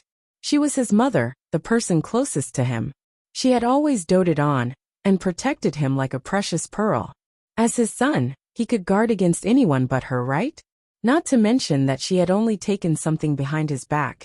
Even if she had asked for it in front of him, she would at most feel strange and ask for it. She could easily dismiss you with a casual sentence. She had never done anything before. Could you suspect that she had ulterior motives? Absolutely not. No matter how smart and alert a person was, they would fall for it. Therefore, Sun Yilin was really very innocent in this matter. He had been schemed against by his mother too miserably. Sister Wan, it's not that I don't want you to break off the engagement. It's best if you break off the engagement. I just don't want you to misunderstand fifth brother. After all he treats you, it's probably nothing if the whole world misunderstands him. But if you misunderstand him, he will definitely feel more pain than being stabbed with a knife. Fifth brother was already very pitiful. Sun Yijia didn't want to rub salt in his wound anymore. This salt especially couldn't be sprinkled by Sister Wan. Otherwise he would really be in so much pain that he wanted to die. The siblings were born noble and were favored by the heavens. However, now that they had fallen to such a state, everything happened to be brought to them by the person who originally doted on them the most. What could be more ironic and painful in the world than this? She was lucky. Not only did she not fall into the mire, but she also obtained happiness. However, her fifth brother lacked that luck. She really didn't dare to imagine what would happen to fifth brother in the future. I know.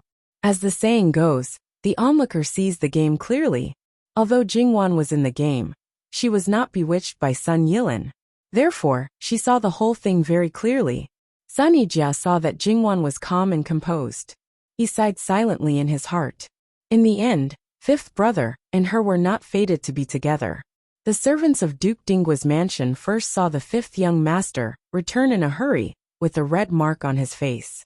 When Madame returned, they watched her sneak back to her courtyard. The servants who followed her didn't dare to breathe loudly.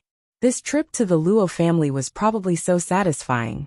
The people in the other rooms were gloating. However, they all knew very well that now was not the time to go to the door and watch a show. If they were not careful, they would get into trouble. Duchess Ding changed her clothes, redid her makeup, applied medicine on her face, and covered it with makeup powder. However, because it was a little swollen, it was still very obvious. She hated it to death in her heart, and was even more depressed. Knowing that Sun Yilin was in his own courtyard, she looked at the bruises on his wrist. Her good son was an ingrate. She rushed over angrily. However, she didn't expect to be stopped at the gate of the courtyard. The furious Duchess Ding slapped him. The manservant guarding the gate of the courtyard was also depressed. It was an unexpected disaster, but he didn't dare to continue to stop her. Sun Yilin stood by the flowers in a daze. He didn't change his clothes and didn't apply medicine on his face. You unfilial son. How dare you let someone stop me outside? You're really strong. How dare you do such a thing? Sun Yilin didn't pay attention to her at all, let alone salute and greet her. Duchess Ding's chest heaved up and down. She really felt that she was about to die of anger. I'm talking to you. Do you hear me? Look, what's there to see? It's just these flowers and plants all day long. I'll burn them all with fire. Sun Yilin finally looked at her. His eyes were unusually cold. After looking at her for a moment, he said, I won't stop you. I won't let you take my things and give them to those women who came out of nowhere. What nonsense are you talking about? What do you mean I took your things? Duchess Ding couldn't help but feel guilty about this. Mother, do you think everyone is a fool? Do you think I can't guess what you did in it? I didn't. Duchess Ding hurriedly denied it. Ha! Sun Yilin laughed sarcastically and with indescribable bitterness. You know best whether you did or not. I don't even know what Jingwan did to make you hate her. In order to humiliate her, you could admit that the bastard of an unknown origin was your son's child. You even took my things to her as proof. When you did this, did you think of me? Now the engagement is going to be annulled. She won't marry into Duke Ding's mansion anymore. Are you finally satisfied? It's best if it's annulled. That shameless vixen, you used to listen to me. But since you met her, you've become disobedient and unfilial. You even made me prepare to propose marriage when I didn't know anything about it. What do you think of me?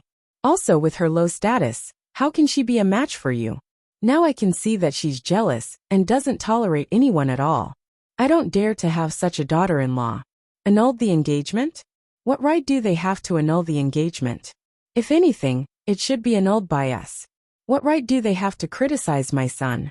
What's wrong with my son having a woman? Men have 3 wives and 4 concubines since ancient times. They still dare to annul the engagement.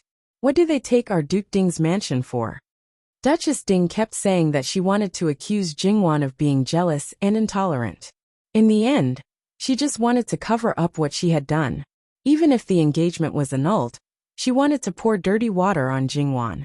At this moment, Sun Yilin really felt that it was unprecedentedly ridiculous. Is this the reason why you're targeting Jingwan? Am I your son or a puppet in your hands? Do I have to put everything first? I suddenly feel that my father is too fickle, and you can't catch him. As your son, I'm obedient to you in everything. So you have the illusion that you've shifted your affection. You can't tolerate me paying more attention to anyone than you? When I get married and have children, they are bound to become the people I care more about. At that time, mother, will you be jealous of your grandson? Duchess Ding's face turned green and white. Sun Yilin was right, and she didn't know how to refute, or she was so angry that she couldn't speak. Sun Yilin looked at the lush flowers and trees in front of him again. One more thing, mother. You don't have to deceive yourself. The Luo family didn't annul the engagement because of that inexplicable child, but because of you. They didn't choose me, but you. I said don't treat others as fools. It's too obvious who will support the daughter of a concubine of the Shin family. Mother, it's you who ruined my good marriage. Sun Yilin only felt that his eyes were sore, but he just couldn't cry. I also feel that maybe my little sister and I are not your biological children. You brought us back from somewhere else, and we are the children of your enemy. Sun Yilin. Duchess Ding's voice was unusually sharp. How can you say such heart-wrenching words? Her eyes were red, and she only felt a burst of pain in her heart. Isn't it? Otherwise, why do you hate us so much and can't bear to see us well? I've only seen mothers who would do anything to fulfill their son's wishes. I've never seen a mother who would scheme and obstruct her son, just because he showed concern for his fiancée. In order to embarrass her son's fiancée, she didn't even care about her son at all. Mother, do you think I contradicted you, hurt you with my words, and hurt your heart with my words? But do you know that my heart is bleeding now? It's you who stabbed it again and again with a knife. It's now full of holes. As if to verify what he said, Sun Yilin covered his chest and his body swayed. Poof, he directly spat out a mouthful of blood. Yilin. This sudden change scared Duchess Ding out of her wits. How could she still be angry? She hurriedly reached out to support him. Where are they? Where are they? Call a doctor quickly. Sun Yilin steadied his body, brushed away Duchess Ding's hand, and wiped his lips indifferently. The red blood on his hand was particularly glaring. My little sister is the daughter-in-law of the Luo family. If you were in the Luo family's shoes, how would you treat my little sister? You should thank Jingwan. If it weren't for her, my little sister would have been thrown into a corner by the entire Luo family. If they were more ruthless, they might have asked their brother-in-law to divorce his wife directly. In that case, they would probably have taken my little sister's life directly. Don't say things like whether the Luo family dares or not. So what if Duke Ding's mansion is a duke's mansion? Do they really think they can cover the sky with one hand? Since Lord Luo could sit in the position of Minister of the Ministry of Appointments, his means were naturally not trivial.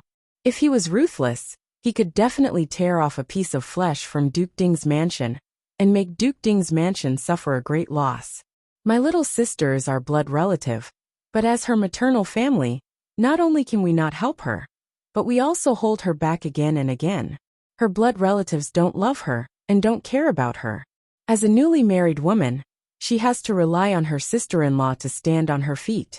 The one who loves her the most is her sister-in-law. But her sister-in-law is regarded as an enemy by her own mother. I always thought that you were reasonable and open-minded. You could also see the situation clearly. You were a qualified mistress and a qualified virtuous wife. I also thought that you still doted on my little sister very much, and I thought that you loved me the most. But it turned out that you cared about yourself the most. You didn't allow others to ignore you or disobey you. You didn't care about those who couldn't be controlled by you at the beginning, such as my father and the Empress. But you could control them, such as my little sister and me. Once we crossed your bottom line, you seemed to have gone crazy. You lost your mind, disregarded the consequences, and only thought about your own pleasure. It seemed that all the unbearable things had been exposed and exposed under the bright sun. Duchess Ding gritted her teeth and stared at Sun Yilin, as if she had completely forgotten that he had vomited blood. Unfilial son. Sun Yilin acted as if he hadn't heard her. Since you can't allow me to care about others more than you, and you are my mother after all, you gave birth to me and raised me for more than 10 years. So what if I fulfill your wish? I won't marry in my life. You don't have to worry about me turning my elbow to an outsider and abandoning my mother when I have a wife. If you want to burn these flowers and plants, then burn them. After Sun Yilin finished speaking, he directly walked out. Duchess Ding looked at Sun Yilin's back that was getting farther and farther away. She only felt dizzy and fainted. Her body went limp and she fell to the ground. Madam! The servant's exclamation made Sun Yilin stop and wipe his face. In the end, he turned around and quickly returned. He carried Duchess Ding in his arms and sent her back to the house. He was not in a hurry to find a doctor. The doctor that Duchess Ding had asked someone to find for him was about to arrive. In the end, he took advantage of this time to tidy himself up and apply medicine on his face. Compared with Chen Zhengmin, Sun Yilin was obviously more mature and had a stronger tolerance. But at the same time, it meant that it was more difficult for him to change his mind, and it was difficult to turn back once he had decided on something. Duchess Ding woke up soon after the doctor gave her an injection. When she saw Sun Yilin beside her, she couldn't help crying. Yilin! Sun Yilin's face was calm. He glanced at Duchess Ding indifferently. Since you're awake, go back and have a rest. Duchess Ding saw that Sun Yilin was about to leave again. Yilin, are you really going to distance yourself from me because of a vixen? Sun Yilin stared at her. I just like the third Miss Luo. Is she a vixen? Then, during the time when father admired mother, was mother also a vixen? Don't ruin our last mother-son relationship. Don't make me not want to go back to this home.